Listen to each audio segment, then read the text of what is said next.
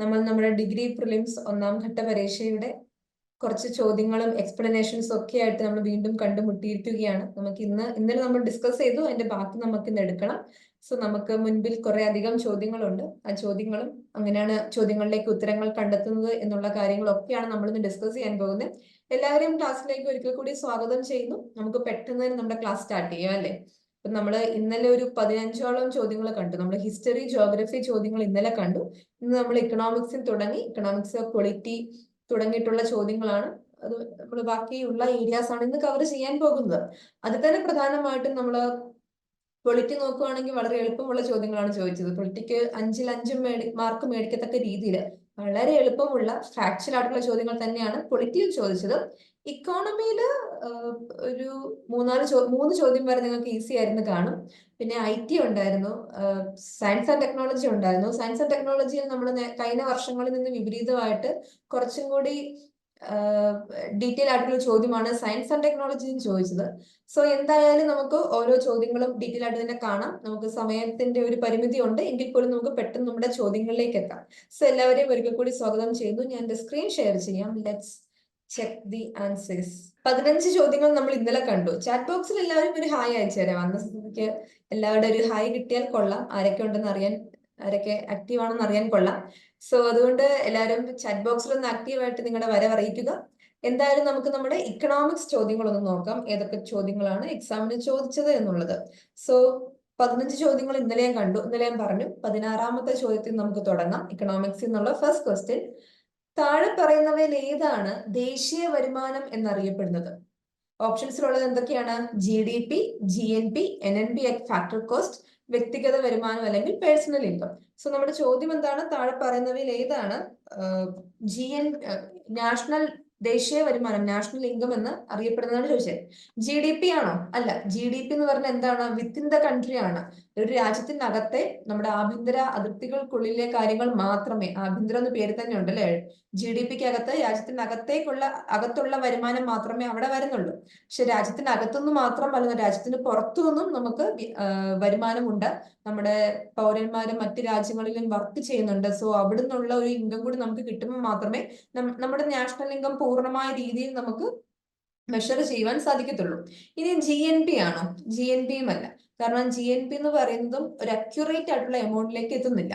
NNP ആണോ? Yes, NNP ആണ് national income എന്ന് പറയുന്നതിന്റെ കറക്റ്റ് ആയിട്ടുള്ള ഒരു പാരാമീറ്റർ എന്ന് പറയുന്നത്. NNP അറ്റ് ഫാക്ടർ കോസ്റ്റ് എന്ന് പറഞ്ഞാൽ എന്താണ്?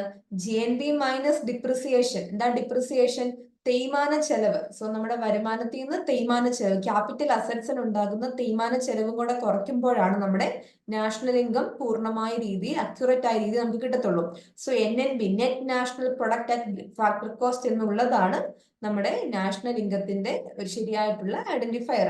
വ്യക്തിഗത വരുമാനം, പേഴ്സണൽ ഇൻകം എന്ന് വെച്ചാൽ വ്യക്തികളുടെ, സ്ഥാപനങ്ങളുടെ ഇൻകത്തെ പറ്റിയാണ് അവിടെ പറയുന്നത്.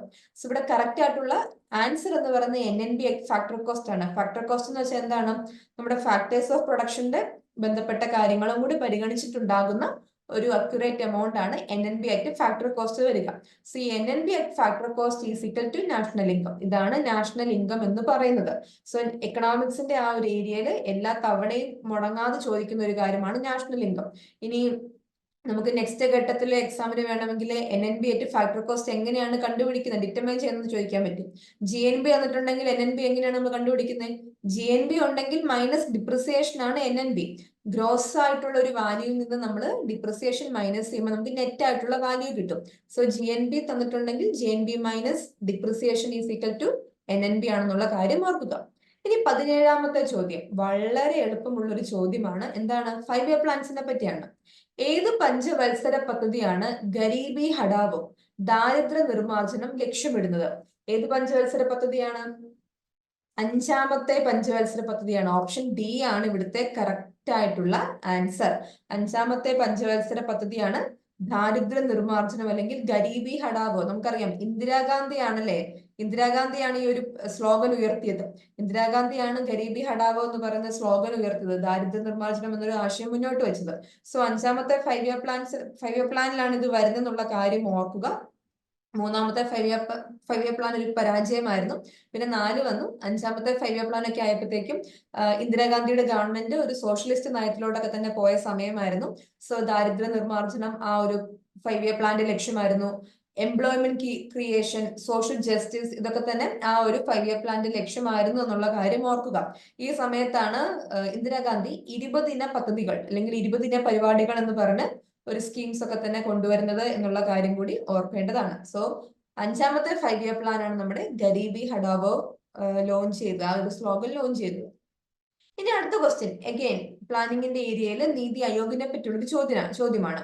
നീതി ആയോഗിന്റെ കോമ്പോസിഷനെ പറ്റിയുള്ള ചോദ്യമാണ്. സ്റ്റേറ്റ്മെന്റ്സിൽ ഏതാണ് ശരി എന്നുള്ളതാണ് ചോദിച്ചേക്കുന്നത്. ഭാരതത്തിന്റെ പ്രധാനമന്ത്രിയാണ് നീതി ആയോഗിന്റെ ചെയർമാൻ. അബ്സല്യൂട്ട്ലി റൈറ്റ് ആയിട്ടുള്ള സ്റ്റേറ്റ്മെന്റ് ആണല്ലേ. നീതി ആയോഗിന്റേതാണെങ്കിലും പ്ലാനിംഗ് കമ്മീഷന്റെ ആണെങ്കിലും ചെയർമാൻ എന്ന് പറയുന്ന ആരാണ്? ഇന്ത്യയുടെ പ്രധാനമന്ത്രിയാണ്. ഓക്കെ, അത് ശരിയായിട്ടുള്ള സ്റ്റേറ്റ്മെന്റ് ആണ്.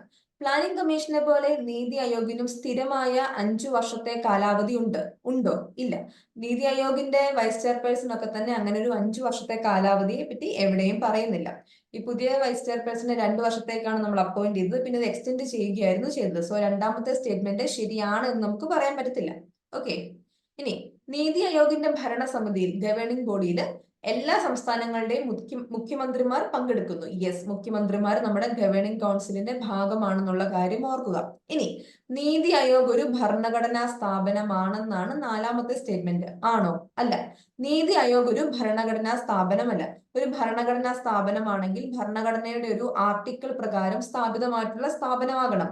നമ്മൾ നീതി ആയോഗിനെ പറ്റി പഠിച്ചപ്പോൾ എവിടെയും നമ്മൾ അങ്ങനെ ഒരു ആർട്ടിക്കിളിനെ പറ്റി പഠിച്ചിട്ടുണ്ടോ? ഇല്ല. സോ അതൊരു ഭരണഘടനാ സ്ഥാപനമല്ല എന്ന് നിങ്ങൾ ഉറപ്പിക്കുക. അപ്പൊ 4ാമത്തെ സ്റ്റേറ്റ്മെന്റും തെറ്റാണ്. ഇവിടെ ശരിയായിട്ടുള്ള സ്റ്റേറ്റ്മെന്റ്സ് ഏതൊക്കെയാണ്? 1ാമത്തെയും 3ാമത്തെയും സ്റ്റേറ്റ്മെന്റ് ആണ് ശരിയായിട്ടുള്ളത്. So option B is the right answer. Okay, അതാണ് ശരിയായിട്ടുള്ള ഉത്തരം. ഇനി ഇക്കണോമിക്സ് എന്നുള്ള അടുത്ത ക്വസ്റ്റ്യൻ. നികുതി വരുമാനവും നികുതിയേതര വരുമാനവും സംബന്ധിച്ച് ശരിയായ പ്രസ്താവന ഏത്? Taxable income non taxable income തമ്മിലുള്ള ആ ഒരു ശരിയായിട്ടുള്ള പ്രസ്താവനയാണ് ചോദിച്ചിരിക്കുന്നത്. Okay, tax revenue non tax revenue തമ്മിലുള്ള ശരിയായിട്ടുള്ള പ്രസ്താവന. നികുതി വരുമാനം വ്യക്തികളിൽ നിന്നും ബിസിനസ്സുകളിൽ നിന്നുമാണ് ഈടാക്കുന്നത്. എന്നാൽ നികുതിയേതര വരുമാനം ബിസിനസ്സുകളിൽ നിന്നും മാത്രമാണ് ഈടാക്കുന്നത്. ശരിയായ പ്രസ്താവനയാണോ? അല്ല. ടാക്സ് എന്താണ്? ടാക്സ് റവന്യൂ എന്ന് വെച്ചാൽ എന്താണ്? നമ്മള് പേഴ്സണൽ ടാക്സ്, നമ്മൾ ഇൻകം ടാക്സ് അടയ്ക്കാറുണ്ട്. പിന്നെ കോപ്പറേറ്റീവ് വൻകിട കോർപ്പറേഷൻസ് ഒക്കെ അവരുടേതായിട്ടുള്ള ടാക്സ് അടയ്ക്കാറുണ്ട്. സോ ബിസിനസ് ഫേംസ് ആണെങ്കിലും ഇൻഡിവിജ്വൽസ് ആണെങ്കിലും ടാക്സ് അടയ്ക്കാറുണ്ട്. ഇനി നോൺ ടാക്സ് ആരാ അടയ്ക്കുന്നത്? നോൺ ടാക്സ് എന്ന് വെച്ചാൽ എന്തൊക്കെയാണ്? ഫൈൻ വരും അല്ലെ. നമ്മള് ഹെൽമെറ്റ് ഇല്ലാതെ പോകുമ്പോൾ നമുക്ക് പെറ്റി അടിക്കാറുണ്ട്. സോ അതെന്താണ്? ഫൈൻ ആണ്. ഈ ഫൈൻ എന്താണ്? നോൺ ടാക്സ് റവന്യൂ ആണ്. പിന്നെ ഫീസ്, നമ്മൾ ഇപ്പം യൂണിവേഴ്സിറ്റി എക്സാം ഒക്കെ നമ്മൾ ഫീസ് അടയ്ക്കാറുണ്ട്. ഈ ഫീ എന്താണ്? ഇതും എന്താണ്? നോൺ ടാക്സ് റവന്യൂ ആണ്. പിന്നെന്താണ്? പിന്നെ ഗ്രാൻസ് ഒക്കെ തന്നെ ഈ ഒരു വകുപ്പിൽ പെടും. സോ നികുതിയേതര വരുമാനം ബിസിനസ്സുകളിൽ നിന്ന് മാത്രമാണോ ഈടാക്കുന്നത്? അല്ല, നമ്മൾ ഫൈനും ഫീ ഒക്കെ തന്നെ അടയ്ക്കുന്നവരാണ്. സോ അതെന്താണ്? ഇൻഡിവിജ്വൽസിൽ നിന്നും കളക്ട് ചെയ്യുന്നുണ്ടെന്നുള്ള കാര്യം ഓർക്കുക. അപ്പൊ ഈ പ്രസ്താവന ശരിയാണോ? ഈ പ്രസ്താവന തെറ്റാണ്. ഈ പ്രസ്താവന തെറ്റാണെന്ന് പറയുമ്പോൾ തന്നെ നമുക്ക് ഓപ്ഷൻ എയും എലിമിനേറ്റ് ചെയ്യാം, ഓപ്ഷൻ ഡിയും എലിമിനേറ്റ് ചെയ്യാം. ഓക്കെ, ഇനി 2ാമത്തെ സ്റ്റേറ്റ്മെന്റ് എന്താ? നികുതി വരുമാനം സർക്കാർ നിർബന്ധിതമായി ഈടാക്കുന്ന നികുതികളിലൂടെ ലഭിക്കുന്ന വരുമാനമാണ്. അതേസമയം നികുതിയേതര വരുമാനം സർക്കാർ സേവനങ്ങൾ, ഫീസ്, നിക്ഷേപങ്ങൾ എന്നിവ വഴി ലഭിക്കുന്നതാണ്. ഇത് ശരിയാണോ? ഫീസ് എന്ന് പറയുന്നത് ടാക്സ് റവന്യൂ എന്ന് പറയുന്നത് എന്താണ്? ഒരു കമ്പൽസറി പേയ്മെന്റ് ആണ്. ഓക്കെ, അപ്പൊ അത് ശരിയാണ് അല്ലെ. ടാക്സിബിൾ റവന്യൂ എന്ന് പറയുന്നത് കമ്പൽസറി പേയ്മെന്റ് ആണ്. സോ നിർബന്ധിതമായി ഈടാക്കുന്നു. ഇനി നോൺ ടാക്സ് റവന്യൂവിന്റെ സോഴ്സസ് എന്തൊക്കെയാണ്? സർക്കാർ സേവനങ്ങൾ, ഫീസ്, നിക്ഷേപങ്ങൾ. ഇതൊക്കെ ശരിയാണോ? ഇതൊക്കെ ശരിയാണ്. സോ ബി എന്ന് പറയുന്നത് എന്താണ്? ശരിയായിട്ടുള്ള സ്റ്റേറ്റ്മെന്റ് ആണ്. അവിടെ നമുക്കിത് വെക്കാം. ഇനി നികുതി വരുമാനവും നികുതിയേതര വരുമാനവും സർക്കാരിലേക്കുള്ള നിർബന്ധിത പേയ്മെന്റ്സ് ആണ്. ടാക്സ് എന്ന് പറയുന്ന ഒരു കമ്പൽസറി പേയ്മെന്റ് ആണ്. സോ ടാക്സ് റവന്യൂ എന്താണ്? കമ്പൽസറി ആണ്. പക്ഷെ നികുതിയേതര വരുമാനം എന്നുള്ളത് കമ്പൽസറി അല്ല, നോൺ കമ്പൽസറി ആയിട്ടുള്ളതാണ് നോൺ ടാക്സ് റവന്യൂ എന്നുള്ള കാര്യം ഓർക്കുക. അപ്പൊ ഈ സ്റ്റേറ്റ്മെന്റ് എന്താണ്? തെറ്റാണ്. ഇനി 4ാമത്തെ സ്റ്റേറ്റ്മെന്റ്. നികുതിയേതര വരുമാനങ്ങളിൽ പിഴകളിൽ നിന്നും ശിക്ഷകളിൽ നിന്നുമുള്ള കിട്ടുന്ന വരുമാനം ഉൾപ്പെടുന്നു, എന്നാൽ പലിശ വരുമാനം ഉൾപ്പെടുന്നില്ല. അല്ല, അവിടെ നോൺ ടാക്സ് റവന്യൂവിന്റെ അകത്ത് ഇൻട്രസ്റ്റ്, പലിശ എന്നുള്ള വരുമാനവും കൂടി ഉൾപ്പെടുന്നുണ്ട്. അതുകൊണ്ട് തന്നെ എന്താണ്, നാലാമത്തെ സ്റ്റേറ്റ്മെന്റും തെറ്റാണ്. ഇവിടെ ശരിയായിട്ടുള്ളത് സ്റ്റേറ്റ്മെന്റ് 2 മാത്രമാണ്. അതായത് ഓപ്ഷൻ ബി ആണ് ഇവിടുത്തെ റൈറ്റ് ആൻസർ എന്നുള്ള കാര്യം ഓർക്കുക. എനിക്കറിയാം ഞാൻ കുറച്ച് സ്പീഡിലാണ് പോകുന്നത്. ഇതിന്റെ റെക്കോർഡിംഗ് കിട്ടുമ്പോൾ നിങ്ങൾ ഒന്നും കൂടെ കാണുകയാണെങ്കിൽ നിങ്ങൾക്ക് കുറച്ചും കൂടി ഒരു സ്പീഡ് കൂടുന്ന ഇഷ്യൂ ഉണ്ടെങ്കിൽ നിങ്ങൾക്ക് പരിഹരിക്കാൻ പറ്റും. കാരണം നമുക്ക് ഇത്രയധികം ചോദ്യങ്ങൾ നമുക്ക് നോക്കണം അല്ലേ. ഇന്നലത്തെ പോലെ നമ്മൾ ഇച്ചിരി പയ്യെ പോയാൽ നമുക്ക് തീരത്തില്ല, കവർ ചെയ്യാൻ സാധിക്കത്തില്ല. അതുകൊണ്ടാണ് ഞാൻ സ്പീഡിൽ പോകുന്നത്. എന്തെങ്കിലും സംശയം ഉണ്ടെങ്കിൽ നിങ്ങൾ എന്ത് ചെയ്യണം, ചാറ്റ് ബോക്സിൽ ചോദിച്ചാൽ മതി. ഓക്കെ, ഇനി റവന്യൂ ഡെഫിസിറ്റും ഫിസ്ക്കൽ ഡെഫിസിറ്റും തമ്മിലുള്ള വ്യത്യാസമാണ്, വരുമാന കമ്മിയും ധനക്കമ്മിയും തമ്മിലുള്ള വ്യത്യാസമാണ് ഇവിടെ പരിശോധിക്കാൻ പറഞ്ഞിരിക്കുന്നത്. എന്താ വരുമാന കമ്മി എന്ന് വെച്ചാൽ എന്താണ്, റവന്യൂ ഡെഫിസിറ്റ് ആണ്. ധനക്കമ്മി എന്താണ്, ഫിസ്ക്കൽ ഡെഫിസിറ്റ് ആണ്. ഈ റവന്യൂ ഡെഫിസിറ്റിന്റെ അകത്ത് എന്തൊക്കെയാ വരുന്നത്, റവന്യൂ റെസിപ്റ്റ്സും റവന്യൂ എക്സ്പെൻഡിച്ചറും. കമ്മി എന്നുള്ള പദം നിങ്ങൾ എവിടെ കണ്ടാലും നിങ്ങൾ ഓർക്കേണ്ട കാര്യം എന്താണ്, എക്സ്പെൻഡിച്ചർ ഇൻകത്തേക്കാൾ കൂടുതലായിട്ട് വരുമ്പോഴാണ് അവിടെ ഡെഫിസിറ്റ് ഉണ്ടാകുന്നത്. എക്സ്പെൻഡിച്ചർ നമ്മുടെ ചെലവ് വരുമാനത്തെക്കാൾ കൂടുമ്പോഴാണ് അവിടെ ഡെഫിസിറ്റ് ഉണ്ടാക്കുന്നത്. ഇനി എന്താണ് റവന്യൂ ഡെഫിസിറ്റ്, എന്താണ് ഫിസ്ക്കൽ ഡെഫിസിറ്റ്? റവന്യൂ ഡെഫിസിറ്റ് എന്ന് പറയുന്നത് നമ്മുടെ ഡേ ടു ഡേ ആക്ടിവിറ്റീസ് ചെയ്യുമ്പോൾ ഗവൺമെന്റിന്റെ ഡേ ടു ഡേ ആക്ടിവിറ്റീസ് ചെയ്യുമ്പോൾ ഗവൺമെന്റിന് ഉണ്ടാകുന്ന ചെലവ് ഗവൺമെന്റിന് കിട്ടുന്ന വരുമാനത്തെക്കാൾ കൂടുതലാകുന്നതിനെയാണ് റവന്യൂ ഡെഫിസിറ്റ് എന്നുകൊണ്ട് ഉദ്ദേശിക്കുന്നത്. ഇതേപോലെ വേറൊരു ഡെഫിസിറ്റ് ഉണ്ട്, എന്താണ്, ക്യാപിറ്റൽ ഡെഫിസിറ്റ്. അതെന്താണ്, നമ്മുടെ അസറ്റ്സ് ഉണ്ട്, നമ്മുടെ ലോങ് ടേം ആയിട്ട് ഉപയോഗിക്കുന്ന നമ്മുടെ മിഷനറീസ് പോലത്തെ അസറ്റ്സ് ഉണ്ട്. ഈ അസറ്റ്സുമായി ബന്ധപ്പെട്ട് നമുക്കുണ്ടാകുന്ന ചെലവ് ഇതുമായി നമുക്ക് കിട്ടുന്ന വരുമാനത്തെക്കാൾ കൂടുതലാകുമ്പോഴാണ് നമ്മൾ ക്യാപിറ്റൽ ഡെഫിസിറ്റ് എന്ന് പറയുന്നത്. ഈ ക്യാപിറ്റൽ ഡെഫിസിറ്റും റവന്യൂ ഡെഫിസിറ്റും ഉൾപ്പെടുന്ന ഒരു ബ്രോഡ് ആയിട്ടുള്ള കോൺസെപ്റ്റ് ആണ് ഫിസ്ക്കൽ ഡെഫിസിറ്റ്. ക്യാപിറ്റൽ ഡെഫിസിറ്റിന്റെ റവന്യൂ ഡെഫിസിറ്റിന്റെ കാര്യം അളക്കുന്ന ഒരു കാര്യമാണ് ഫിസ്ക്കൽ ഡെഫിസിറ്റ്. അവിടെയാണ് ടോട്ടൽ എക്സ്പെൻഡിച്ചർ, ടോട്ടൽ റവന്യൂ ഒക്കെ തന്നെ വരുന്നത്. അപ്പൊ നമ്മുടെ സ്റ്റേറ്റ്മെന്റ് എന്തൊക്കെയാണ്, റവന്യൂ കമ്മി, നമ്മുടെ റവന്യൂ ഡെഫിസിറ്റ് ഉണ്ടാകുന്നത് റവന്യൂ വരുമാനം റവന്യൂ ചെലവിനേക്കാൾ കുറവാകുമ്പോഴാണ്. അതേസമയം ധനക്കമ്മി, ഫിസ്ക്കൽ ഡെഫിസിറ്റ് പ്രതിനിധീകരിക്കുന്നത് കടബാധ്യത കൂടാതെയുള്ള ആകെ വരവിൽ നിന്ന് അധികമായി വരുന്ന ചെലവാണ്. ഈ സ്റ്റേറ്റ്മെന്റ് ശരിയാണോ? ഈ സ്റ്റേറ്റ്മെന്റ് ശരിയാണ്. ഞാൻ നിങ്ങൾക്ക് ഇതിന്റെ ഇംഗ്ലീഷ് കാണിക്കാം കുറച്ചും കൂടെ ബെറ്റർ അണ്ടർസ്റ്റാൻഡിങ്ങിന്. Revenue deficit occurs when revenue receipts are less than revenue expenditure. Yes, revenue receipts revenue എക്സ്പെൻഡിച്ചറിനേക്കാൾ കുറവാകുമ്പോൾ, റവന്യൂ ചിലവുകൾ റവന്യൂ വരുമാനത്തെക്കാൾ കുറവാകുമ്പോഴാണ് റവന്യൂ ഡെഫിസിറ്റ് ഉണ്ടാകുന്നത്. ശരിയായിട്ടുള്ള സ്റ്റേറ്റ്മെന്റ് ആണ്. ഇനി ഫിസ്ക്കൽ ഡെഫിസിറ്റ് എന്താണ്? Fiscal deficit is the excess of total expenditure over total revenue. ഗവൺമെന്റിന്റെ ടോട്ടൽ റവന്യൂ ടോട്ടൽ എക്സ്പെൻഡിച്ചറിനേക്കാൾ കുറവാകുമ്പോഴാണ് എന്താണ്, ടോട്ടൽ റവന്യൂ ടോട്ടൽ എക്സ്പെൻഡിച്ചറിനേക്കാൾ കുറവാകും, എക്സ്ക്ലൂഡിംഗ് ബോറോയിങ്സ് ആണ് ഉദ്ദേശിക്കുന്നത്. അതാണ് ഫിസ്ക്കൽ ഡെഫിസിറ്റ്. അപ്പൊ ഈ ഒന്നാമത്തെ സ്റ്റേറ്റ്മെന്റ് എന്താണ്, ശരിയാണ്. ഇനി ബാക്കി 3 സ്റ്റേറ്റ്മെന്റും തെറ്റാനുള്ള കാരണങ്ങൾ എന്തൊക്കെയാണ്? Revenue deficit refers to the difference between total revenue and total expenditure എന്നാണ് പറഞ്ഞിരിക്കുന്നത്. ഇത് ആക്ച്വലി തെറ്റാണ്. കാരണം എന്താണ്, ഫിസ്ക്കൽ ഡെഫിസിറ്റ് ആണ് ടോട്ടൽ റവന്യൂവും ടോട്ടൽ എക്സ്പെൻഡിച്ചറും തമ്മിലുള്ള ഡിഫറൻസ് എന്ന് പറയുന്നത്, അല്ലാതെ റവന്യൂ ഡെഫിസിറ്റ് അല്ല. ഓക്കെ, അതുകൊണ്ടാണ് ഈ സ്റ്റേറ്റ്മെന്റ് തെറ്റാൻ കാരണം. ഇനി revenue deficit includes capital expenditure excluding borrowings while fiscal deficit includes revenue and capital expenditure. Okay, ഇത് തെറ്റാനുള്ള കാരണം എന്താണ്, revenue deficit capital expenditure include ചെയ്യുന്നില്ല. അപ്പൊ അതുകൊണ്ടാണ് തെറ്റിപ്പോകുന്നത്. ക്യാപിറ്റലിന് നമുക്ക് ക്യാപിറ്റലിന്റെ വേറെ കണക്കുണ്ട്. So revenue deficit capital expenditure include ചെയ്യുന്നുള്ള കാര്യം ഓർക്കുക. ഇനി option D, revenue deficit is the difference between revenue receipts and revenue expenditure whereas fiscal deficit represents the excess of total expenditure over total revenue including borrowings. ഇവിടെ actually excluding borrowings ആണ് ശരിയായിട്ട് വരേണ്ടത്, including borrowings അല്ല. So അതുകൊണ്ടാണ് നമ്മുടെ option A ആണ് correct ആയിട്ടുള്ള statement നമ്മൾ പറയുന്നത്. ഓക്കെ, സോ ഇത് പബ്ലിക് ഫിനാൻസിൽ വരുന്ന ഒരു ടോപ്പിക് ആണ്. റവന്യൂ ഡെഫിസിറ്റ്, ക്യാപിറ്റൽ ഡെഫിസിറ്റ് ഒക്കെ തന്നെ ഒന്ന് നോക്കിയിട്ട് പോവുക. ഓക്കെ, നെക്സ്റ്റ് ടൈം എക്സാം എഴുതുന്ന ആൾക്കാർ. ഇനി നമുക്ക് സിവിക്സി എന്നുള്ളൊരു ചോദ്യമാണ്. National e governance plan it's an initiative of the government of India to make all government services available to citizens of India via electronic media. So ഈ നാഷണൽ ഇ ഗവേണൻസ് പ്ലാൻ ഏതൊക്കെ departments ആണ് മുന്നോട്ട് വെക്കുന്നത് അല്ലെങ്കിൽ രൂപീകരിച്ചത് എന്നുള്ള കാര്യമാണ് അവിടെ ചോദിച്ചിരിക്കുന്നത്. ഓപ്ഷൻസ് ഏതൊക്കെയാ ഉള്ളത്? ഇലക്ട്രോണിക്സ് ആൻഡ് ഇൻഫർമേഷൻ ടെക്നോളജി ഉണ്ട്, ഭരണപരിഷ്കാരങ്ങളുടെയും പൊതുപരാതികളുടെയും വകുപ്പുണ്ട്, കേന്ദ്ര ഇ ഗവേണൻസ് ഉണ്ട്, and Indian information technology office ഉണ്ട്. അപ്പൊ ഇതിൽ ഏതൊക്കെ ഡിപ്പാർട്ട്മെന്റ്സ് ചേർന്നിട്ടാണ് ഈ ഒരു national e governance plan launch ചെയ്തതെന്നാണ് ചോദിച്ചേക്കുന്നത്.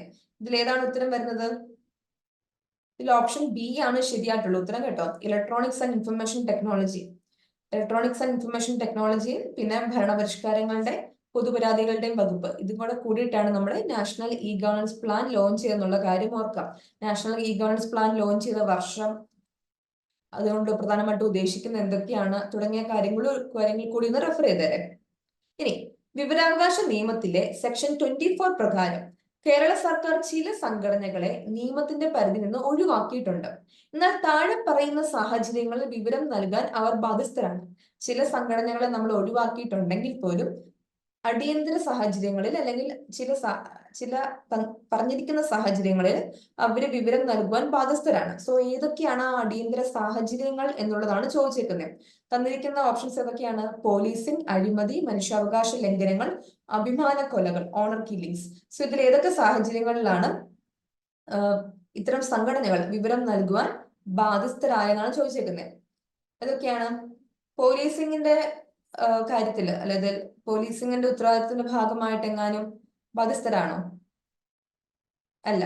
അഴിമതിയുടെ സാഹചര്യം വരുമ്പം ഇത്തരം സംഘടനകൾ, ഓർഗനൈസേഷൻസ്, ഇൻസ്റ്റിറ്റ്യൂഷൻസ് അവരവരുടെ വിവരങ്ങൾ നൽകേണ്ടതുണ്ട്. സോ അഴിമതി അവിടെയുണ്ട്. മനുഷ്യാവകാശ ലംഘനങ്ങൾ വളരെ ഇമ്പോർട്ടന്റ് ആയിട്ട് കൺസേൺ ഉള്ള ഒരു വിഷയമാണ്. സോ മനുഷ്യാവകാശ ലംഘനങ്ങളുടെ പ്രശ്നങ്ങൾ വരുമ്പോഴും ഇവര് ഇൻഫർമേഷൻ നൽകേണ്ടതാണ്. ഓണർ കില്ലിങ്ങിന്റെ കാര്യത്തിൽ നമ്മൾ ആ കാര്യം പറയുന്നില്ല. സോ 22ാമത്തെ ആൻസർ എന്താണ്? ഓപ്ഷൻ ബി ആണ്. ഓൺലി 2 and 3 ആണെന്നുള്ള കാര്യം ഓർക്കുക. സോ യൂഷ്വലി നമ്മൾ റൈറ്റ് ടു ഇൻഫർമേഷൻ ആക്ട് പഠിക്കുമ്പം അതിന്റെ ഏതെങ്കിലും പർട്ടിക്കുലർ ആർട്ടിക്കിള് അല്ലെങ്കിൽ ഒഴിവാക്കപ്പെട്ട സംഘടനകൾ ഏതൊക്കെയാണ് തുടങ്ങിയ കാര്യങ്ങളൊക്കെയാണ് നമ്മളോട് ചോദിക്കുന്നുള്ളത്. പക്ഷെ ഇത്തവണ കുറച്ച് വ്യത്യസ്തമായിട്ടുള്ള ചോദ്യമാണ് ചോദിച്ചിരിക്കുന്നത്. സോ നമ്മൾ കുറച്ചും കൂടി ഡീറ്റെയിൽ ആയിട്ട് റൈറ്റ് ടു ഇൻഫർമേഷനെ കാണേണ്ടിയിരിക്കുന്നു, അതേപോലെ ഈ ഗവേണൻസിനെയും കാണേണ്ടിയിരിക്കുന്നു. ഓക്കെ, ഇനി പൊളിറ്റി എന്നുള്ള ചോദ്യങ്ങളാണ്. ഞാൻ നോക്കിയിട്ട് പൊളിറ്റി എന്നുള്ള ചോദ്യങ്ങളാണ് ഏറ്റവും എളുപ്പമുള്ള കുറച്ചധികം ചോദ്യങ്ങൾ വന്നിരിക്കുന്നത്. പൊളിറ്റിയും ഉണ്ട്, സിവിക്സിന്റെ ഭാഗവും ഉണ്ട്. സോ നമുക്ക് പൊളിറ്റിയുടെയും സിവിക്സിന്റെയും ബാക്കി ചോദ്യങ്ങളൊന്നും നോക്കാം. താഴെ പറയുന്ന പ്രസ്താവനകളിൽ ഏതാണ് കൂറുമാറ്റ നിരോധന നിയമവുമായി ബന്ധപ്പെട്ടുള്ളത്? Anti defection ആക്ടുമായി ബന്ധപ്പെട്ടിരിക്കുന്നതാണ് ചോദിച്ചേക്കുന്നത്. 1985 ഭരണഘടനയിൽ ചേർത്തു. 52ാം ഭേദഗതി നിയമം 10ാം ഷെഡ്യൂളിൽ ഉൾപ്പെടുത്തിയിട്ടുണ്ട്. ഈ 3 സ്റ്റേറ്റ്മെന്റും ശരിയായിട്ടുള്ള സ്റ്റേറ്റ്മെന്റ്സ് ആണ്. സോ ഇലക്ഷൻ എന്ന് പറയുന്നൊരു ടോപ്പിക് നമുക്ക് സിവിക്സിന്റെ അകത്തുണ്ട്. സോ അത്തരം ടോപ്പിക്സ് യൂഷ്വലി ഇലക്ഷൻ കമ്മീഷനെ പറ്റിയായിരുന്നു ചോദിച്ചുകൊണ്ടിരുന്നത്. ഇതിപ്പം ഒരു വെറൈറ്റിക്കാണ് കൂറുമാറ്റ നിരോധന നിയമത്തെ പറ്റി ചോദ്യം ചോദിച്ചത്. പക്ഷെ വളരെ ഇമ്പോർട്ടന്റ് ആയിട്ടുള്ള ഒരു നിയമമാണ്. അപ്പൊ ഈ 3 കാര്യങ്ങളും ശരിയായിട്ടുള്ളതാണ്. So all of the above ആണ് ഇവിടുത്തെ കറക്റ്റ് ആയിട്ടുള്ള ആൻസർ എന്നുള്ള കാര്യം ഓർക്കാം. ഇനി ഇത് നമ്മുടെ ഒരു ബ്യൂറോക്രസി, പബ്ലിക് അഡ്മിനിസ്ട്രേഷന്റെ ഒരു കോൺസെപ്റ്റ് നമുക്ക് സിവിക്സിൽ വരുന്നുണ്ട്. ആ ഒരു ഭാഗത്ത് നിന്ന് ചോദിച്ച ക്വസ്റ്റ്യൻ ആണ് വകുപ്പ് വൽക്കരണത്തിന്റെ ഡിപ്പാർട്ട്മെന്റലൈസേഷന്റെ 4 അടിസ്ഥാനങ്ങൾ ഫോർ പീസ് എന്നറിയപ്പെടുന്നു. ഈ പി എന്താണ് ഉദ്ദേശിക്കുന്നതാണ് ചോദിച്ചിരിക്കുന്നത്. ഇവിടെ തന്നിരിക്കുന്ന എന്തൊക്കെയാണ്? ഉദ്ദേശം, പർപ്പസ്, പ്രൊമോഷൻ സ്ഥാനക്കയറ്റം, പ്രക്രിയ പ്രോസസ്, വ്യക്തികളും സ്ഥലങ്ങളും, പേഴ്സൺസ് ആൻഡ് പ്ലേസസ്. ഇതിൽ ഏതൊക്കെയാണ് ഈ 4Pയിൽ ഉൾപ്പെടുന്നത് എന്നുള്ളതാണ് ചോദിച്ചിരിക്കുന്നത്. പർപ്പസ് ഉണ്ടോ? പർപ്പസ് ഉണ്ട്. സ്ഥാനക്കയറ്റം, പ്രൊമോഷൻ ഉണ്ടോ? പ്രൊമോഷൻ ഇല്ല. ഡിപ്പാർട്ട്മെന്റലൈസേഷന്റെ 4 അടിസ്ഥാന ഘട്ടങ്ങളിൽ ഈ പ്രൊമോഷൻ വരുന്നില്ല. സോ ഓപ്ഷൻ 2 നമുക്ക് എലിമിനേറ്റ് ചെയ്യാം. ഓപ്ഷൻ 2 എലിമിനേറ്റ് ചെയ്യുമ്പോൾ നമുക്ക് സ്വാഭാവികമായിട്ട് എന്ത് പറ്റും? നമുക്ക് ഈ all of the above eliminate ചെയ്യാൻ സാധിക്കും. പിന്നെ പ്രക്രിയ, പ്രോസസ്സ് വരുന്നുണ്ട് അല്ലെ? പ്രോസസ്സ് വരുന്നുണ്ട്. പിന്നെ ഉള്ളത് എന്താണ്? പ്ലേസസും പേഴ്സൺസുമാണ് ഈ 4P കൊണ്ട് ഉദ്ദേശിക്കുന്നത്. പർപ്പസ്, പ്രോസസ്, പ്ലേസ്, പേഴ്സൺസ് എന്നുള്ളതാണ് 4P കൊണ്ട് ഉദ്ദേശിക്കുന്നത് എന്നുള്ള കാര്യം ഓർക്കുക. സോ പ്രക്രിയ അവിടെ, പ്രൊമോഷൻ അവിടെ വരുന്നില്ല, സ്ഥാനക്കയറ്റം അവിടെ വരുന്നില്ല. സോ ഇവിടുത്തെ ശരിയായിട്ടുള്ള ആൻസർ എന്താണ്? ഓപ്ഷൻ സി ആണ് ശരിയായിട്ടുള്ള ആൻസർ എന്നുള്ള കാര്യം ഓർക്കുക. ഓക്കെ, ഇനി ഒരു കറണ്ട് അഫയർ ക്വസ്റ്റ്യൻ ആണ്. നിങ്ങൾ എപ്പോഴും ശ്രദ്ധിക്കേണ്ട ഒരു കാര്യം, നിങ്ങൾ കഴിഞ്ഞ തവണത്തെ ഡിഗ്രിയുടെ മെയിൻസ് എടുത്ത് നോക്കുക, ഈ ഒരു പ്രിലിംസിന്റെ ക്വസ്റ്റ്യൻ പേപ്പർ നോക്കുക. ഇവിടെയൊക്കെ നമുക്ക് ഒരു കോമൺ സാന്നിധ്യം എന്ന് പറയുന്നത് എന്താണ്? ഡേ ആൻഡ് തീം എന്ന് പറയുന്ന ഒരു ഏരിയയിൽ നിന്നുള്ള ചോദ്യങ്ങൾ നമുക്ക് കാണുവാൻ സാധിക്കും. Day and theme. ഇവിടെ മാത്രമല്ല, സയൻസ് ആൻഡ് ടെക്നോളജി എന്നും ഒരു ചോദ്യം വന്നിട്ടുണ്ട്. സോ ഡേ ആൻഡ് തീം എന്നുള്ള ഒരു കാര്യം ഓർക്കുക. അപ്പൊ നിങ്ങളൊരു ഹോംവർക്ക് ചെയ്യേണ്ടത്, ഒരു 2024 ഈ ഒരു ഒക്ടോബർ തുടങ്ങി 2025 ഏപ്രിൽ വരെയുള്ള ഇമ്പോർട്ടന്റ് ദിവസങ്ങൾ.